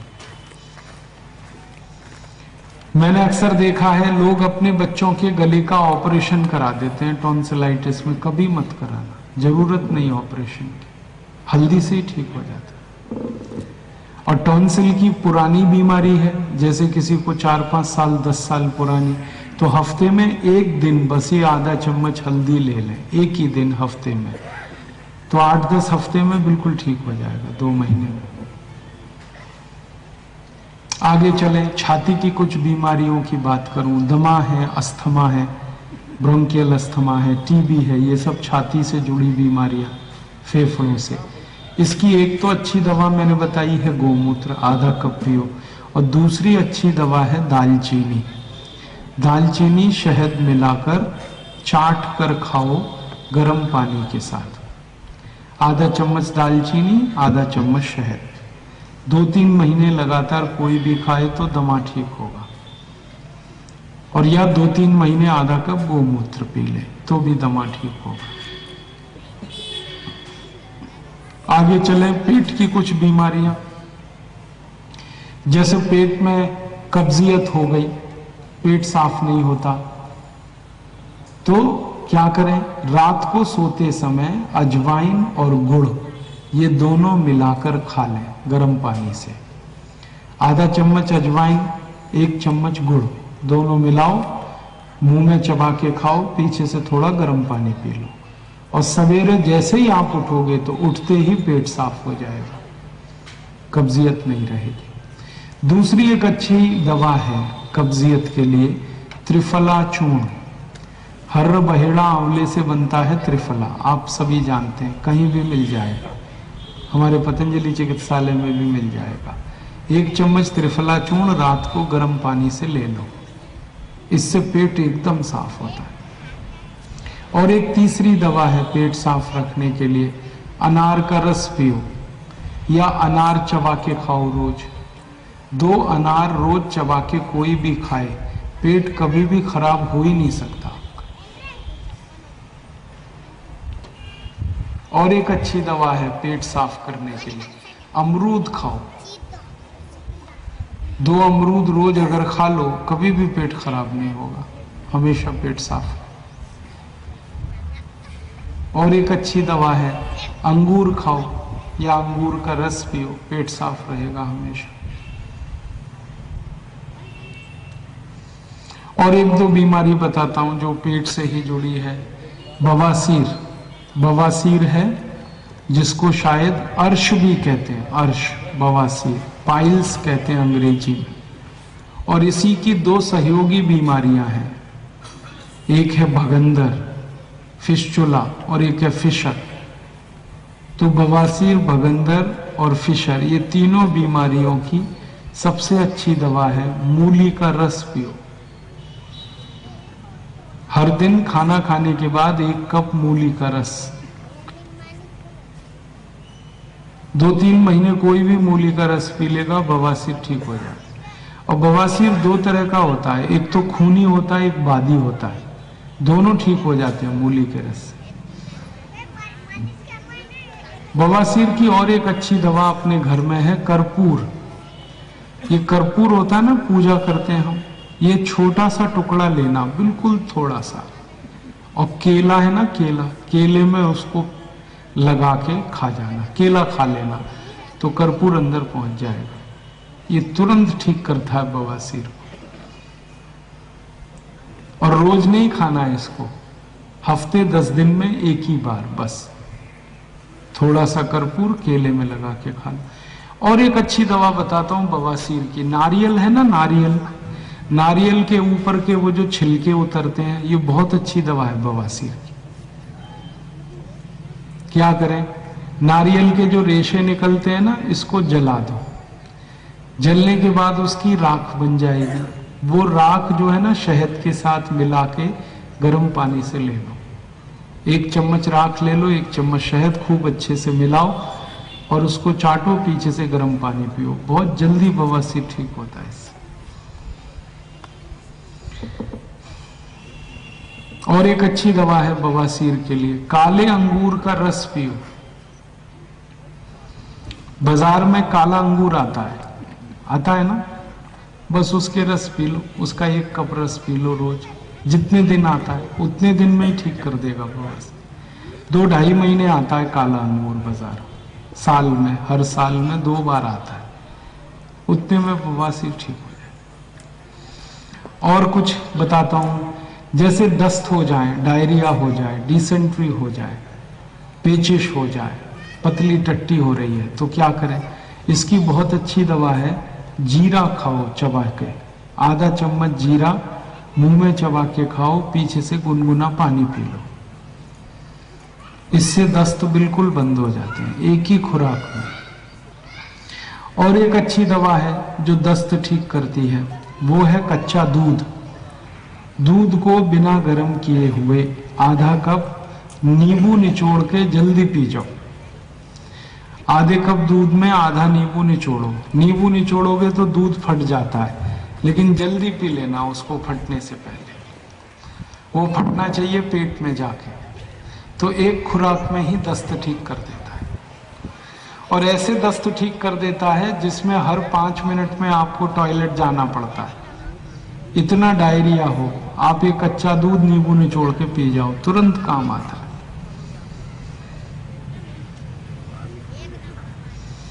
अब घुटने के दर्द की कुछ दवाएं बताता हूं। घुटने का दर्द है, कमर का दर्द है, इसकी सबसे अच्छी दवा है मेथी, हल्दी, सौंठ। हल्दी, मेथी, सौंठ तीनों को बराबर मात्रा में लेना है। हल्दी लेना 100 ग्राम, मेथी लेना 100 ग्राम, सौंठ लेना 100 ग्राम, और तीनों मिला के पाउडर बना लेना पत्थर पीस के। बस इसको 1 चम्मच खाना है सुबह गर्म पानी के साथ, तो ये घुटने का दर्द, कमर का दर्द, कंधे का दर्द सब ठीक करेगा। और एक अच्छी दवा बताता हूं कमर और ये घुटने के दर्द के लिए। हार सिंगार का एक पेड़ मिलता है, हार सिंगार, उसको परिजात कहते हैं, हार सिंगार कहते हैं। ये पेड़ की पहचान बताता हूँ, इस पर सफेद रंग के छोटे फूल आते हैं, और वो फूल का डंडी नारंगी रंग का होता है, और फूल में खुशबू बहुत होती है, सुगंध बहुत होती है, और फूल हमेशा रात को खिलते हैं पेड़ पर। बाकी सब फूल दिन में खिलते हैं, इसमें रात में। और सवेरे आप देखोगे तो सब फूल पेड़ के नीचे पड़े हुए मिलते हैं। ये है हार सिंगार का पेड़। इसके 5 पत्ते तोड़ो, पत्थर में पीसो, चटनी बनेगी। फिर उसको 1 गिलास पानी में खूब गर्म करो, और इतना गर्म करो कि पानी आधा हो जाए। फिर इसको ठंडा करके पी लो। ये 20 साल पुराने गठिया रोग को भी ठीक कर देता है। 20 साल पुराना, 25 साल पुराना घुटने का दर्द है, गठिया का दर्द है, 2 महीने में ही ठीक हो जाए। और मैं आपको एक बात और बताता हूँ कि ये जो हार सिंगार के पत्ते का काढ़ा आप बनाते हो, गठिया का रोग तो इससे ठीक होगा ही, इससे बुखार भी ठीक होते हैं सब। हर तरह के बुखार में, हर तरह के फीवर में ये बहुत अच्छी दवा है। दुनिया में कई बुखार ऐसे हैं जो जल्दी ठीक नहीं होते। जैसे आप जानते हैं चिकनगुनिया का बुखार जल्दी ठीक नहीं, ये जल्दी ठीक नहीं होता। टाइफाइड का बुखार ये जल्दी ठीक नहीं होता। वायरल फीवर जल्दी ठीक नहीं होता। ये सब बुखार को ठीक करने की ताकत इस हार सिंगार के पत्ते में है, जो मैंने बताया थोड़ी देर पहले। पत्ते पीस के पानी में उबाल दो, उबालना इतना है कि पानी आधा हो जाए, और 5 पत्ते पीसना, बस इससे ज्यादा है। 3 दिन में हर खराब से खराब बुखार को ये ठीक कर देता है। और दिन में 1 या ज्यादा से ज्यादा 2 ही बार लेना, बहुत लेने की जरूरत नहीं। बुखार में, जोड़ों के दर्द में तो 1 ही बार लेना है, बुखार में भी 1 या 2 बार। और एक दवा बताता हूं जो बुखार ठीक करे, तुलसी पत्ता। 15-20 तुलसी पत्ते पत्थर में पीस लो, 3-4 काली मिर्च पत्थर में पीस लो, इन दोनों को पानी में डाल के गरम कर लो, गरम करके वो पानी को पी लो, इससे भी बुखार ठीक होता है। और एक दवा बताता हूं बुखार, हमारे घरों में अक्सर हमने देखा है, नीम के पेड़ पर एक बेल होती है जिसको गिलोय कहते हैं, अमृता कहते हैं, कहीं कहीं उसको गुड़ुंच कहते हैं, कहीं गुड़ुची कहते हैं। वो बहुत अच्छी दवा है बुखार की। क्या करना है, उसको थोड़ा सा काट लेना चाकू से, बेल को, उसकी लकड़ी को, और पत्थर में पीस के और 1 गिलास पानी में डाल के उबाल देना, और खूब उबालना, पानी आधा हो जाए फिर उसको पिलाना ठंडा कर। बहुत अच्छी दवा है, खराब से खराब बुखार ठीक होता है। एक दो और दवाएं बताता हूं आपको, जैसे किडनी फेल हो जाए किसी की, अक्सर बहुत किडनी आजकल फेल हो रही है लोगों की, तो किडनी फेल होने की एलोपैथी में तो कोई दवा नहीं, लेकिन अपने आयुर्वेद में है। एक तो प्राणायाम करना, ये सब बीमारियों में प्राणायाम जरूर करते रहिएगा। मैंने जो बताया 5 मिनट भस्त्रिका, आधा घंटा अनुलोम विलोम, आधा घंटा कपालभाति, ये 3 तो कर ही लीजिए। वैसे तो 8 प्राणायाम हैं कुल, सब करें तो अच्छा है, लेकिन 3 तो कर ही लेना। तो जिनकी किडनी फेल हो जाए उनको प्राणायाम कराओ, और साथ में एक दवा दो, नीम के पत्ते का रस और पीपल के पत्ते का रस। ल्यूकोडर्मा। अब ल्यूकोडर्मा के साथ और भी बता देता हूं, ल्यूकोडर्मा तो चर्म रोग है, सफेद दाग हो जाते हैं। दूसरी दवा है ल्यूकोडर्मा के लिए, ये जो नीम की छाल होती है, नीम की छाल, इसको गोमूत्र में घिसो और उसका लेप बनेगा।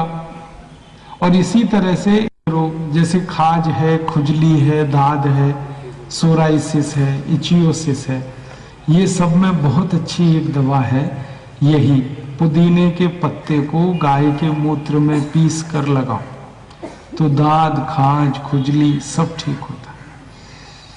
और एक अच्छी दवा बताता हूं, सड़ा हुआ केला, केला जब सड़ जाता है ना तो उसको लगाओ, त्वचा के सभी रोग ठीक करता है। खाज, खुजली, दाद पर सड़ा हुआ केला मालिश करो, 2-4 घंटे लगा रहने दो,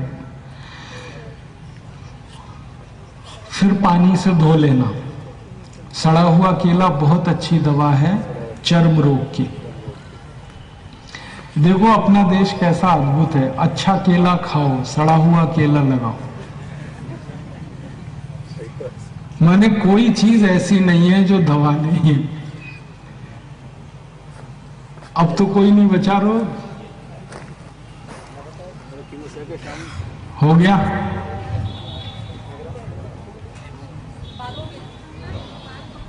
ओ, माताओं के बाल बहुत झड़ते हैं। अगर बाल झड़ते हैं तो उसकी दवा क्या है, ये जो दही होता है ना, दही, इसको तांबे के बर्तन में रखो, तांबे के बर्तन में दही जमा दो, सीधी सी बात, और 2-4 दिन उसको रखा रहने दो, हिलाना डुलाना नहीं, तो वो दही हरा हरा हो जाएगा और खट्टा बहुत हो जाएगा, बदबू आएगी उसमें। इसी दही को बालों में लगाना, बालों की जड़ में, और 1-2 घंटे लगा रहने दो, फिर उसके बाद बाल धो लेना। और बाल धोना उससे आंवला रीठाकाई और ये शीकाकाई, आंवला रीठा, उससे धोना। ये शैम्पू मत लगाना, क्योंकि शैम्पू से बाल ज्यादा झड़ते हैं। तो ये जो अगर दही है ना, तांबे के बर्तन में 4-5 दिन रख के, ये भाइयों के लिए भी है, बहनों के लिए भी। तो है, फुंसियां नहीं होगी, एक बार में ही ठीक हो जाएगी इससे फुंसी। तो तांबे के बर्तन में दही रख के 4-5 दिन बाद उसको लगाओ बालों की जड़ में, 2 घंटे बाद धो लेना, और हफ्ते में 1 दिन करना बस इसको, संडे टू संडे। तो 2 महीने मैक्सिमम बारे में पर्ची लिख कर आइए, सिकल सेल, ये जो सिकल सेल है ना, इसका एलोपैथी में कोई इलाज नहीं है। कहीं भी चले जाओ, अमेरिका भी चले जाओ तो भी इलाज नहीं, लेकिन अपने आयुर्वेद में इसका इलाज है। एक तो इसमें प्राणायाम करना है सिकल सेल के सभी मरीजों को, और दवा जो देनी है अनार के रस में चूना मिला के पिलाना। 1 कप अनार का रस और चावल के दाने के बराबर चूना या गेहूं के दाने के बराबर चूना, रोज 1 कप अनार के रस में गेहूं के दाने के बराबर चूना मिलाकर पिलाना जिनको सिकल सेल की बीमारी है उनको। कितने दिन पिलाना? कम से कम 6-8 महीने, साल भर पिलाओ तो और अच्छा।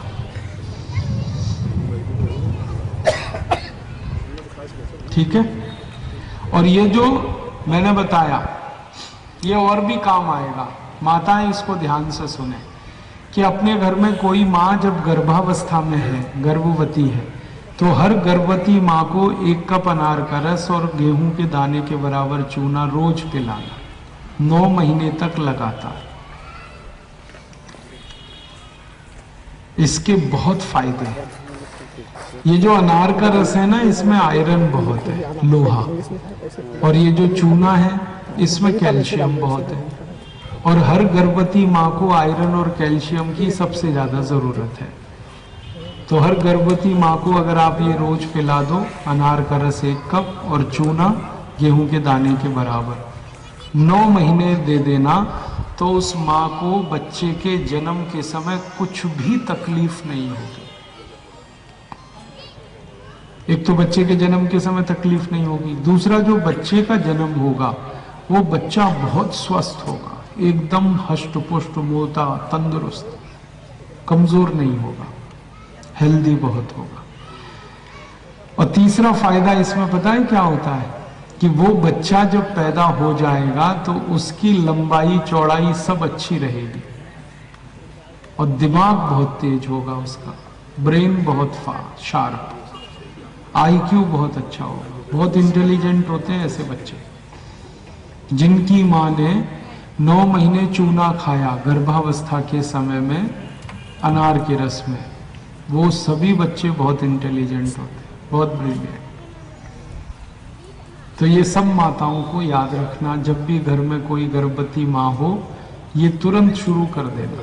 सब माताओं को ये बताना आप, क्योंकि भारत में इसकी बहुत जरूरत है। 40 करोड़ माताओं को खून की कमी है, मैंने आपसे कहा था। हर माँ को ये जानना जरूरी है कि उसके खून की कमी कैसे दूर हो। तो सबसे आसान है चूना और अनार का रस। और कोई गरीब माँ है जो अनार का रस नहीं पी सकती, क्योंकि अनार काफी महंगा है, मैंने सुना है, तो गरीब माँ को ये कहना कि गन्ने के रस में चूना पी ले। और अगर वो भी नहीं पी सकती तो गुड़ का पानी बना के उसमें चूना मिला के पी ले। ये जो गुड़ है ना, इसमें बहुत आयरन है और चूने में बहुत कैल्शियम, तो पानी में गुड़ घोले, चूना मिलाए, पी ले। तो गरीब से गरीब माँ को भी स्वस्थ बच्चे के लिए ये तरीका बहुत अच्छा है। और ये जो चूना है ना, ये वही चूना है जो पान में खाते हैं, वो चूना है ये। और ये चूना कई काम में आता है। हमारे घर में अगर ऐसे बच्चे हैं ना जिनकी लंबाई नहीं बढ़ती, उनको चूना खिला दो, सबकी लंबाई बढ़ा देता है। बहनों की, भाइयों की, सबकी लंबाई 18-20 साल की उम्र तक सबकी लंबाई बढ़ा देता है चूना। कितना खाएंगे? गेहूं के दाने के बराबर। दही में डाल के खा सकते हैं, दाल में डाल के खा सकते हैं, पानी में डाल के पी सकते हैं, नहीं तो चूना पान में लगा के खा सकते हैं। और ये चूना जॉन्डिस की भी बहुत अच्छी दवा है। जॉन्डिस, जॉन्डिस माने पीलिया। पीलिया के मरीज को गन्ने के रस में चूना मिला के पिला दो, बहुत जल्दी ठीक होता है। ये चूना नपुंसकता की बहुत अच्छी दवा है। अगर किसी पुरुष के वीर्य में शुक्राणुओं की संख्या बहुत कम है, उसको चूना खिला दो, दही में, गन्ने के रस में या दाल में। 1 साल भर देना, अच्छी हो जाएगी, ये बीमारी ठीक हो जाएगी। हैं जी? किसके लिए? मिर्गी, ओ है एपिलिप्सी। मिर्गी के लिए 2 दवाएं हैं। एक तो नाक में गाय का घी डाल के सोना रात को, गाय का घी 1-1 बूंद हल्का गर्म करके दोनों नाक में डाल के सोने की आदत डालो जिनको मिर्गी के दौरे आते हैं। और सुबह उनको चूना खिलाओ दही में, गेहूं के दाने के बराबर चूना, आधा कप दही में। लगातार साल भर देंगे तो मिर्गी के दौरे बंद हो जाएंगे। मेरे पास और एक प्रश्न आया है, ओवेरियन सिस्ट, माताओं को ओवरी में गांठ हो जाती है, इसके लिए क्या करें? एक तो प्राणायाम करना है, भस्त्रिका 5 मिनट, कपालभाति आधा घंटे, अनुलोम विलोम आधा घंटे। और दूसरी जो दवा है इसके लिए बहुत अच्छी दवा है, गाय के मूत्र में सर्पगंधा मिला के ले लो। सर्पगंधा एक आयुर्वेद की दवा है, किसी भी दुकान में मिल जाएगी। और ये सर्पगंधा के पत्ते होते हैं, सूखे हुए बेचते हैं दुकान वाले। 2 पत्ते ले लो, पीस लो और आधा कप गोमूत्र में मिला के गर्म करके वो पिला दो, तो ओवरी का सिस्ट इससे खत्म हो जाता है और यूट्रस, गर्भाशय का भी गांठ इससे गल जाती है। पोलियो की दवा नहीं है भाई, घर में नहीं है। प्राणायाम कर सकते हैं। पोलियो जो है ना, ये ऐसी खतरनाक बीमारी है, जब हो उसी समय इलाज होता है, होने के बाद नहीं होता। इसकी दवा दुनिया में कहीं नहीं है। प्राणायाम करो, थोड़ी मदद मिलेगी, ठीक नहीं होता। प्रोस्टेट की तो बहुत अच्छी दवा है। प्रोस्टेट के लिए अगर आप अपने घर में ढूंढेंगे तो कई दवाएं हैं। वैसे मैं आपको एक सबसे अच्छी दवा बताता हूँ प्रोस्टेट के लिए, वो होम्योपैथी की दुकान से ले लो आप। उसका नाम है सैबाल सेरुलटा। सैबाल सेरुलटा, SEBAL सैबाल, और सेरुलटा SERULATA सेरुलटा। सैबाल सेरुलटा ये दवा होम्योपैथी की दुकान में मिलेगी। और वो पूछेगा आपसे कि किस पोटेंसी में दे। लकवा का मैंने बताया, रात में गाय का घी नाक में डाल के सोना, हल्का गर्म करके गाय का घी नाक में डाल के सोना। और किसकी पूछो है जी? लकवा की है जी? पथरी का बता दीजिए। पथरी की दवा लिख लो। एक तो पथरी होती है पित्त की थैली में, गॉल ब्लैडर स्टोन, और एक पथरी होती है मूत्रपिंड में, और एक हो जाती है कई बार गुर्दे में। तो ये जो पित्त की थैली की पथरी है, इसकी दवा है, सूखा हुआ मिल जाएगा, पीस के इसको पाउडर बना के और आधा गिलास पानी में आधा चम्मच पाउडर डाल के उबाल देना, फिर वो पानी पीना दिन में 2-3 बार, तो बहुत जल्दी पथरी टूट के निकल जाएगी। माताओं को मासिक के समय की जो बहुत पीड़ा है, दर्द है, मेरे पास एक स्लिप आई है, इसके लिए सबसे अच्छी दवा है गाय का घी। मेंसेस पीरियड में जब बहुत पेन होता है, बहुत दर्द होता है, तो आधा कप खौलता हुआ पानी और 1 चम्मच गाय का घी ये मिला दो, और इस पानी को चाय की चुस्की ले लेके पी लो। आधा कप खौलता हुआ पानी और 1 चम्मच गाय का घी ये मिला दो और इसको पी लो। ऐसे पीना सिप सिप करके, जैसे चाय पीते हैं, और दिन में 2 बार पी लें, सुबह शाम सुबह शाम, तो एकदम दर्द बंद कर देता है। मासिक धर्म के समय के सारे दर्द इससे बंद हो जाते हैं। सुबह शाम 2 ही बार लेना। और एक दवा बताता हूं, मासिक धर्म के दर्द में भी काम आती है और मासिक धर्म को ठीक रखे। जैसे मासिक धर्म कभी समय से हुआ, कभी नहीं हुआ, कभी ज्यादा खून हुआ, कभी कम हुआ, ऐसी सब परिस्थिति में एक बहुत अच्छी दवा है अशोक के पत्ते। अशोक का पेड़ तो सब जगह होता है, यहाँ नहीं दिख रहा है। अशोक का पेड़ तो आप सब पहचानते हैं। उसके 4-5 पत्ते तोड़ना, पत्थर में पीस के चटनी बनाना, फिर उसको खूब पानी में गर्म कर देना, फिर उस पानी को ठंडा करके पीना, दिन में बस एक बार, सुबह खाली पेट। कोई भी माँ या बहन 1 महीने इसको ले ले तो सारा मासिक धर्म एकदम व्यवस्थित हो जाता है, सारी तकलीफें खत्म हो जाती हैं।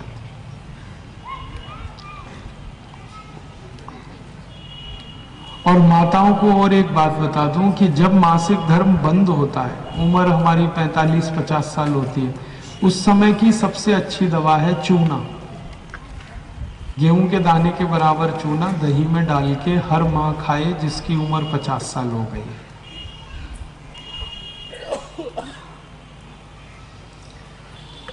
हो गई ना, अब तो सब बीमारी ठीक हो गई।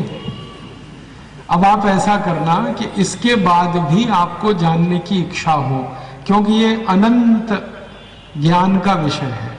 ये तो ऐसे ही चलता रहे और मैं सुनाता रहूं, आप सुनते रहो, क्योंकि अभी 2 घंटे तो हो गया और 2-4 घंटे चलेगा, क्योंकि दवाओं की तो कुछ कमी नहीं। आयुर्वेद में तो हजारों दवाएं। आपको अगर ज्यादा जानना है इसी विषय में तो एक पुस्तक पढ़ो। हमने एक पुस्तक बनाई, पतंजलि योग पीठ ने प्रकाशित की है, जड़ी बूटी रहस्य। ये पुस्तक कहाँ मिलेगी? हमारे पतंजलि चिकित्सा केंद्र में मिलेगी, वहां से ले लेना। हमारा पतंजलि चिकित्सा केंद्र सब जगह है, वहां आप चले जाना और उनसे लेना जड़ी बूटी रहस्य।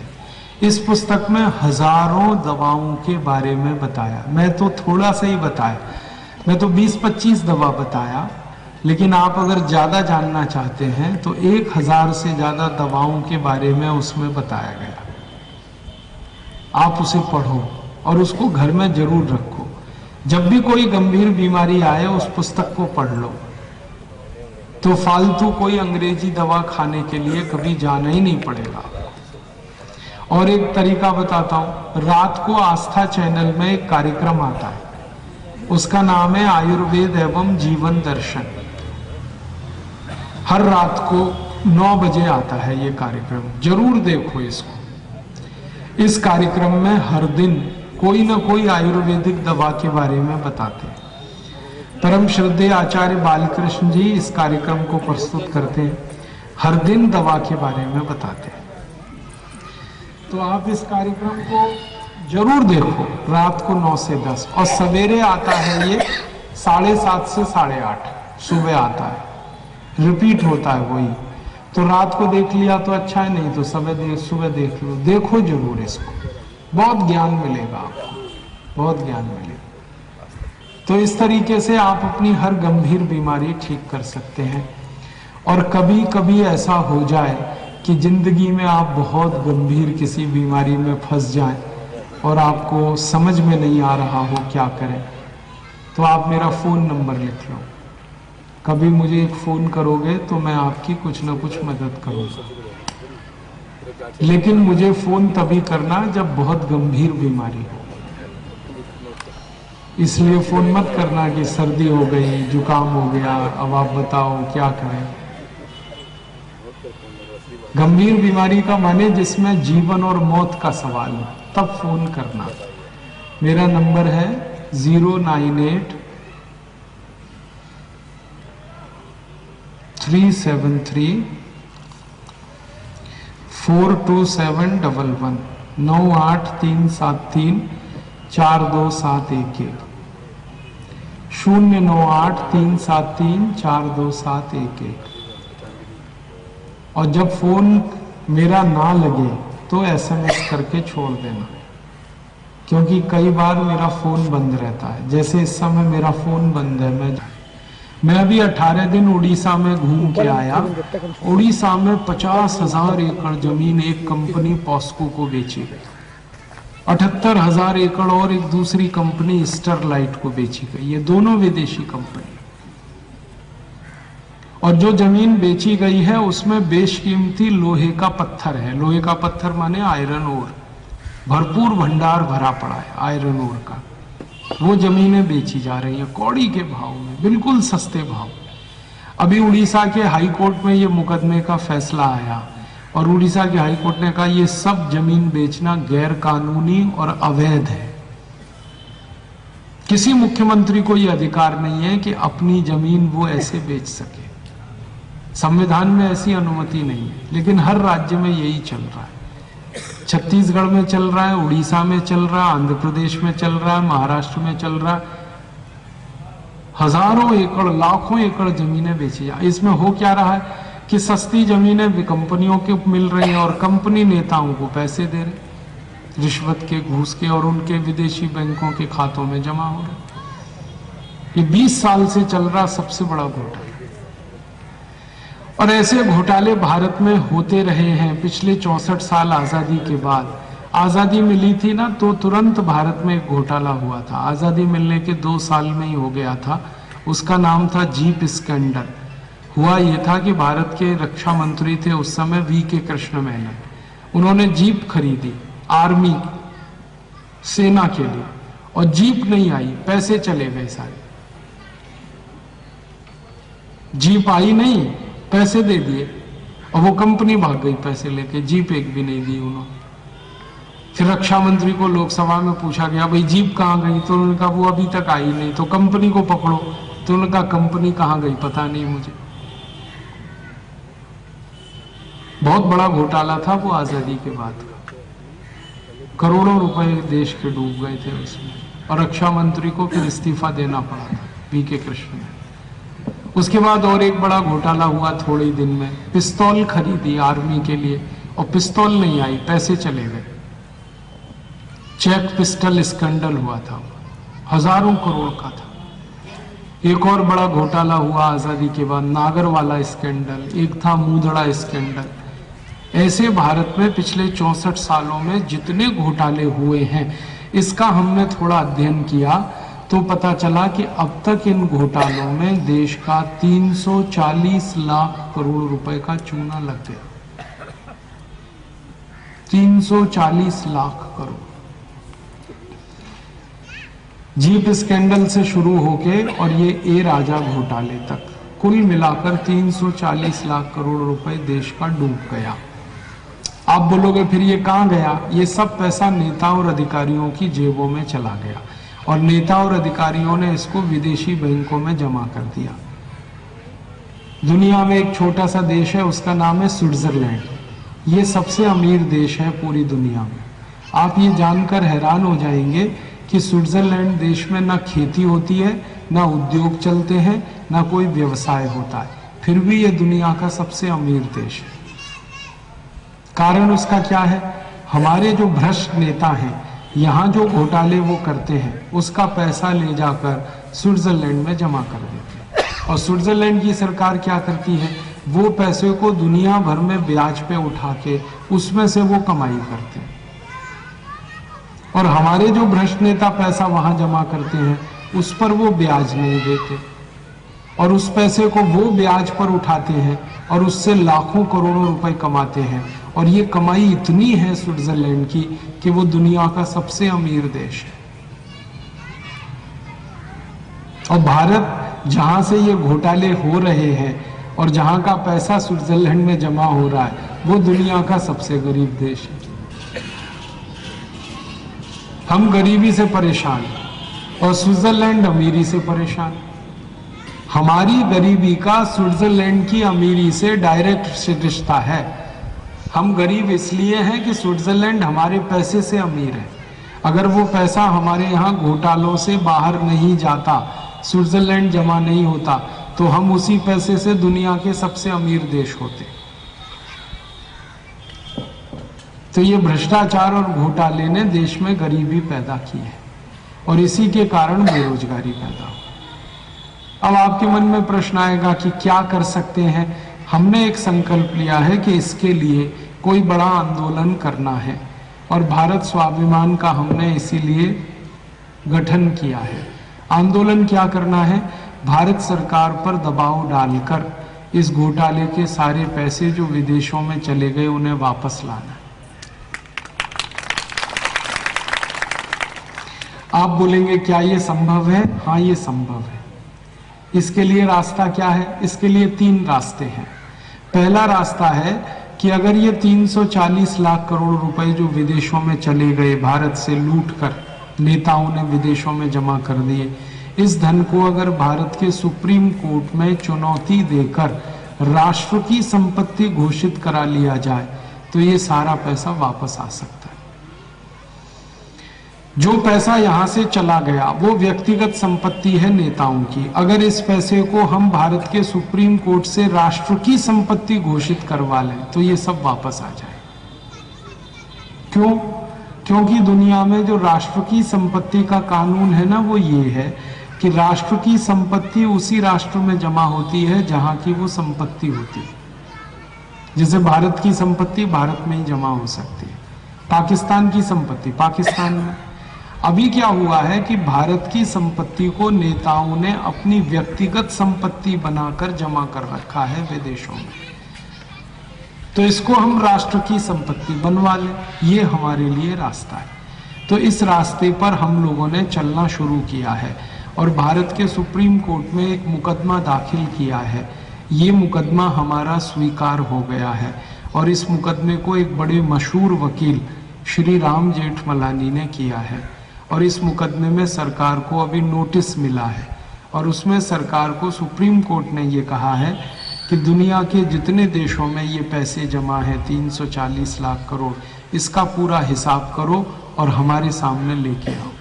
तो अब सरकार के इस समय हाथ पैर फूल गए हैं, परेशान है सरकार, क्योंकि जिनका ये पैसा है वो ही सरकार चला रहे और सुप्रीम कोर्ट ने आदेश दे दिया कि इसका हिसाब दो हमको। आजादी के 64 वर्षों में पहली बार सुप्रीम कोर्ट ने ऐसा कोई आदेश दिया, पहली बार।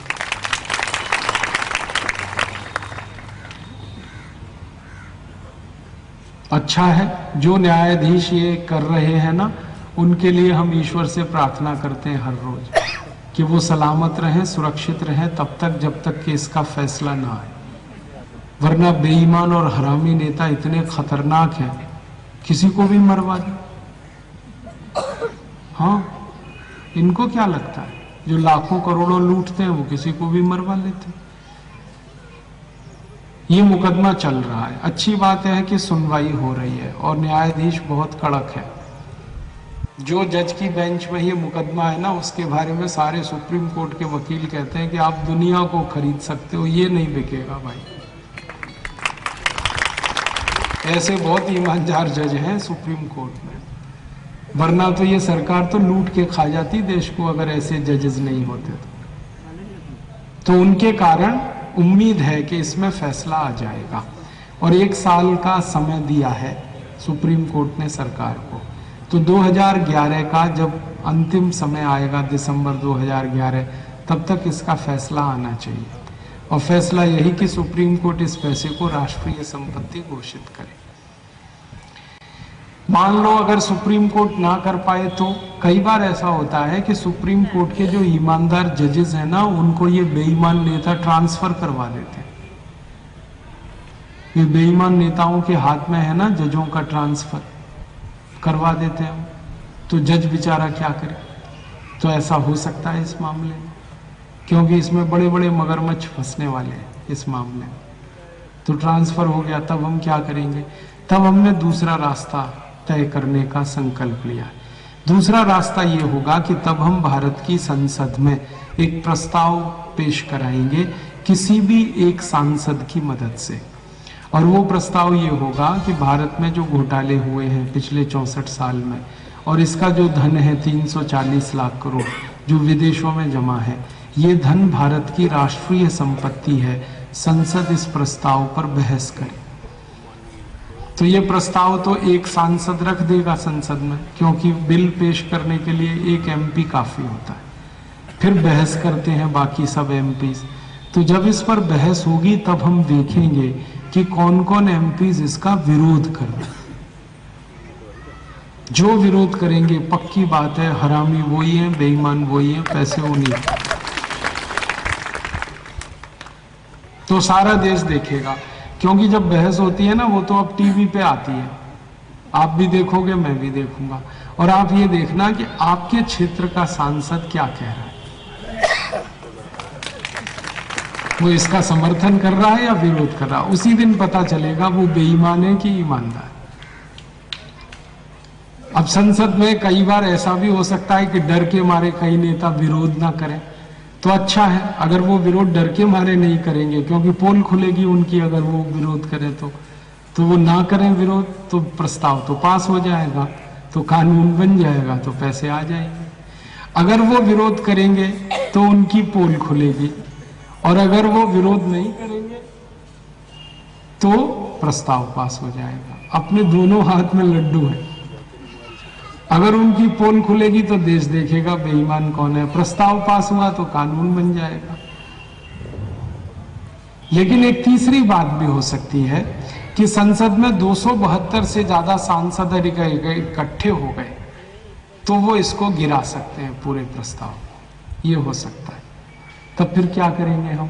तब हमारा तीसरा संकल्प है कि अगर संसद ने ये प्रस्ताव गिरा दिया तो 2014 में लोकसभा का जब चुनाव आएगा तो सारे देश में से हम अपने 400 से ज्यादा सांसदों को जिताकर लाएंगे और फिर ये प्रस्ताव पास कराएंगे, फिर कानून। और इस काम का संकल्प परम पूजनीय स्वामी रामदेव जी ने कर लिया है। वो संकल्प ले चुके हैं कि अगर 2014 तक संसद ने ये काले धन को वापस लाने का कानून नहीं बनाया तो हम फिर देश के 2014 के चुनाव में 400 से ज्यादा सांसदों को जिता के लाएंगे, और इसकी ताकत हम बना रहे हैं पूरे देश में। और अच्छी बात यह है कि परम पूजनीय स्वामी रामदेव जी के साथ इस आंदोलन में 70 और भी बड़े बड़े संत और सन्यासी शामिल हैं जिन्होंने ये संकल्प लिया है। एक बहुत बड़े संत हैं हमारे देश में, परम पूजनीय स्वामी सत्यमित्रानंद गिरी। एक बहुत बड़े संत हैं परम पूजनीय स्वामी अवधेशानंद गिरी।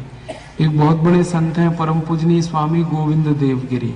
एक बहुत बड़े संत हैं परम पूजनीय स्वामी जयेंद्र सरस्वती, शंकराचार्य कांचीपुरम। एक बहुत बड़े संत हैं इस देश में परम पूजनीय मुरारी बापू। एक बहुत बड़े संत हैं परम पूजनीय सुधांशु महाराज। एक बहुत बड़े संत हैं श्री रमेश भाई ओझा। एक बहुत बड़े संत तुल्य व्यक्ति हैं डॉक्टर प्रणव पंड्या, गायत्री परिवार के। ऐसे भारत में 70 बड़े बड़े संतों ने अभी हरिद्वार के कुंभ मेले में संकल्प लिया है कि अगर जरूरत पड़ेगी तो हम सब 2014 के चुनाव में एक एक चुनाव क्षेत्र में जाएंगे और 400 ईमानदार सांसदों को जिता के लाएंगे। मैंने क्या किया, ये सब संतों के जो भक्त हैं पूरे देश में उनकी संख्या जोड़ी तो इनके कुल भक्त इतने हैं कि वो इकट्ठे होकर वोट डाल दें तो 514 सांसद जीत जाएंगे पूरे देश में। कोई नहीं हरा सकता, क्योंकि इन संतों की बड़ी ताकत है। ये जब तक चुप बैठे हैं तब तक चुप बैठे हैं, ये अगर निकल पड़े तो राजनीति के किसी नेता में दम नहीं है जो इनका सामना कर सके। बड़े बड़े राजनेताओं के यहाँ हमने देखा है 200-200 रुपए दे के लोगों को बुलाया जाता है भाषण सुनने के लिए, और 10-20 मिनट में वो झाड़ के चल देते हैं। लेकिन इन संतों के पास लाखों लोग आते हैं सुनने के लिए अपना पैसा खर्च करके। और ये सब संत ऐसे हैं कि सवेरे 4 बजे किसी को बुला लें तो मैदान भरा मिलेगा। हमारे तो परम पूजनीय स्वामी जी का मैंने देखा है, सुबह 4:45 बजे पूरा मैदान खचाखच भर जाता है। लोग 3-3 बजे चल चल के पता नहीं कहां से आते हैं। तो सन्यासियों की ताकत बहुत है भारत में, संतों की ताकत बहुत है, ये कर सकते हैं। और इनका अब ये कहना है कि भ्रष्टाचार अब इतना ज्यादा हो गया है कि पानी सिर के ऊपर से गुजर गया और नेता देश को ठीक नहीं कर पा रहे हैं। तो ये सब संतों ने कहा है कि अब हम ही करें ठीक इस देश को, इसलिए ये बात अब चल पड़ी।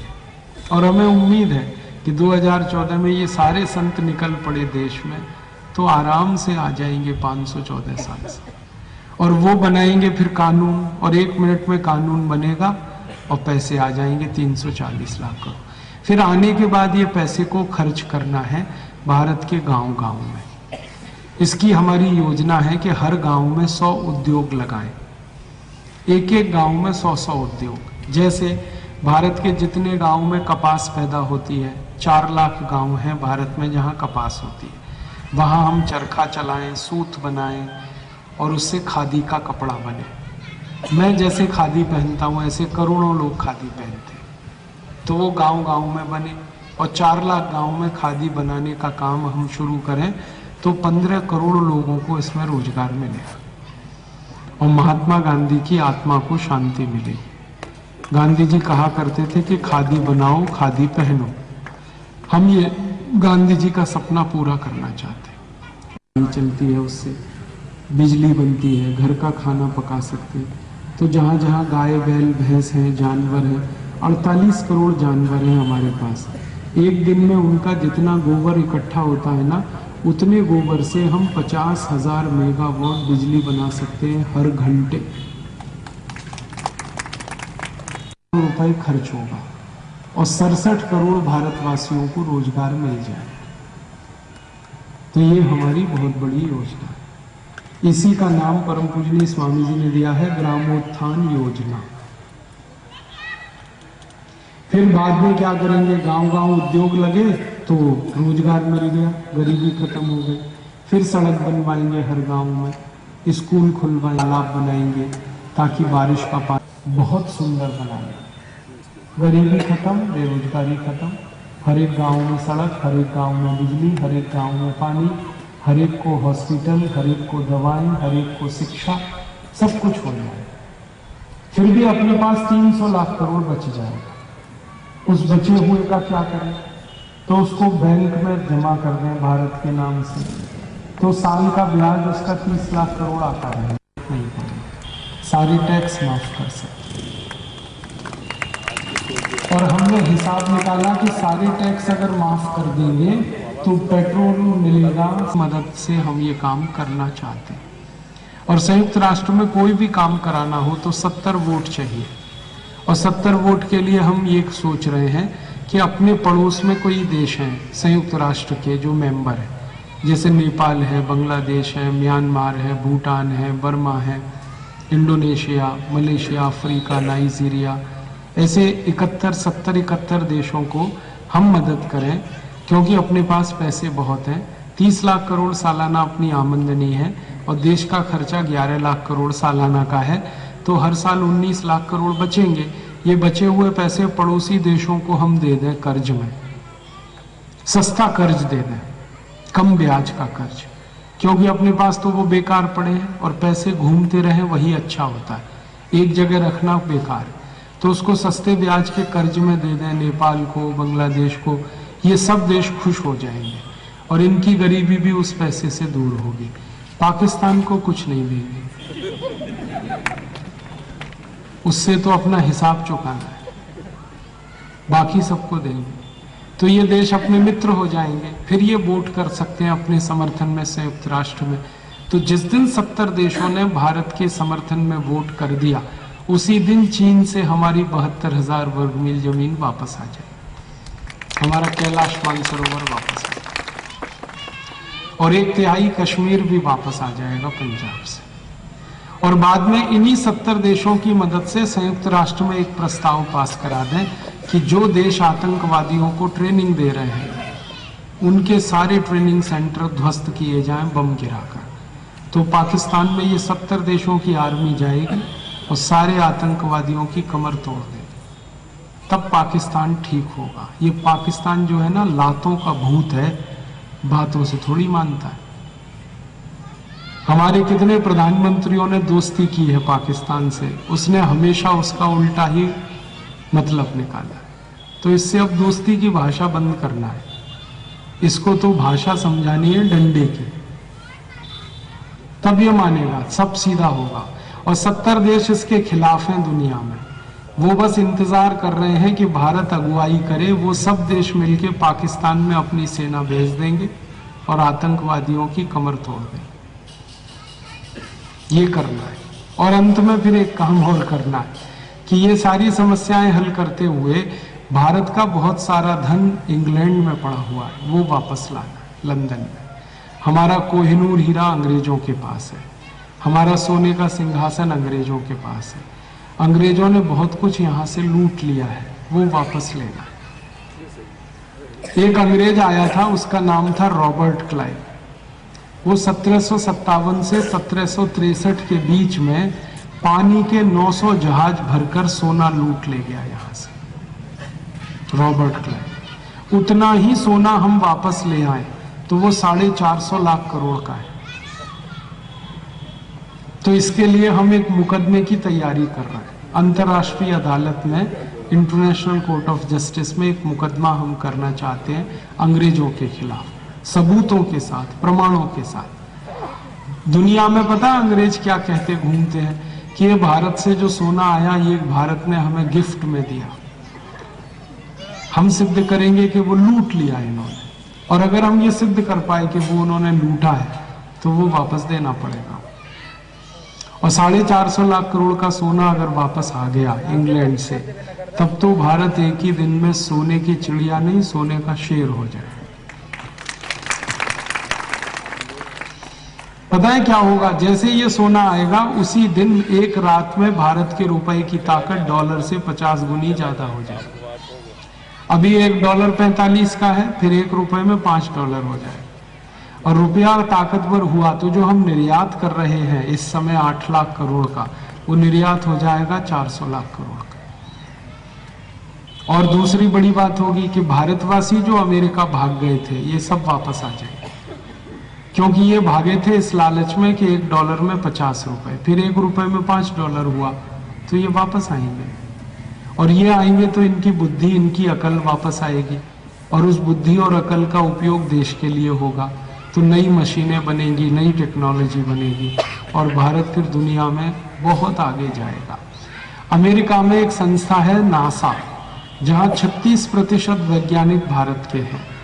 अगर ये सब वापस आ जाएं तो नासा जैसी तो कई संस्थाएं हम बना सकते।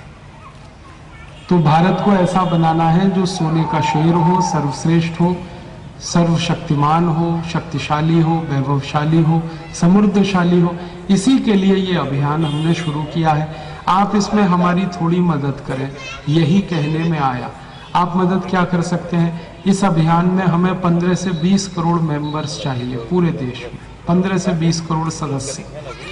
तो आप इसमें जुड़ जाइए, एक एक व्यक्ति हमारा सदस्य बने जो देशभक्त है, ईमानदार है, चरित्रवान है। ऐसे लोगों का हम संगठन खड़ा कर रहे हैं, और ऐसे 15 से 20 करोड़ लोग हमें पूरे देश में से ढूंढने हैं। आप भी इसमें जुड़ सकते हैं, और इस आंदोलन में जुड़ने के लिए ₹11 का दान देकर आप इसके सदस्य बन सकते हैं। हम हर एक से ₹11 दान ले रहे हैं, और ये वही तरीका है जो महात्मा गांधी ने अपनाया था।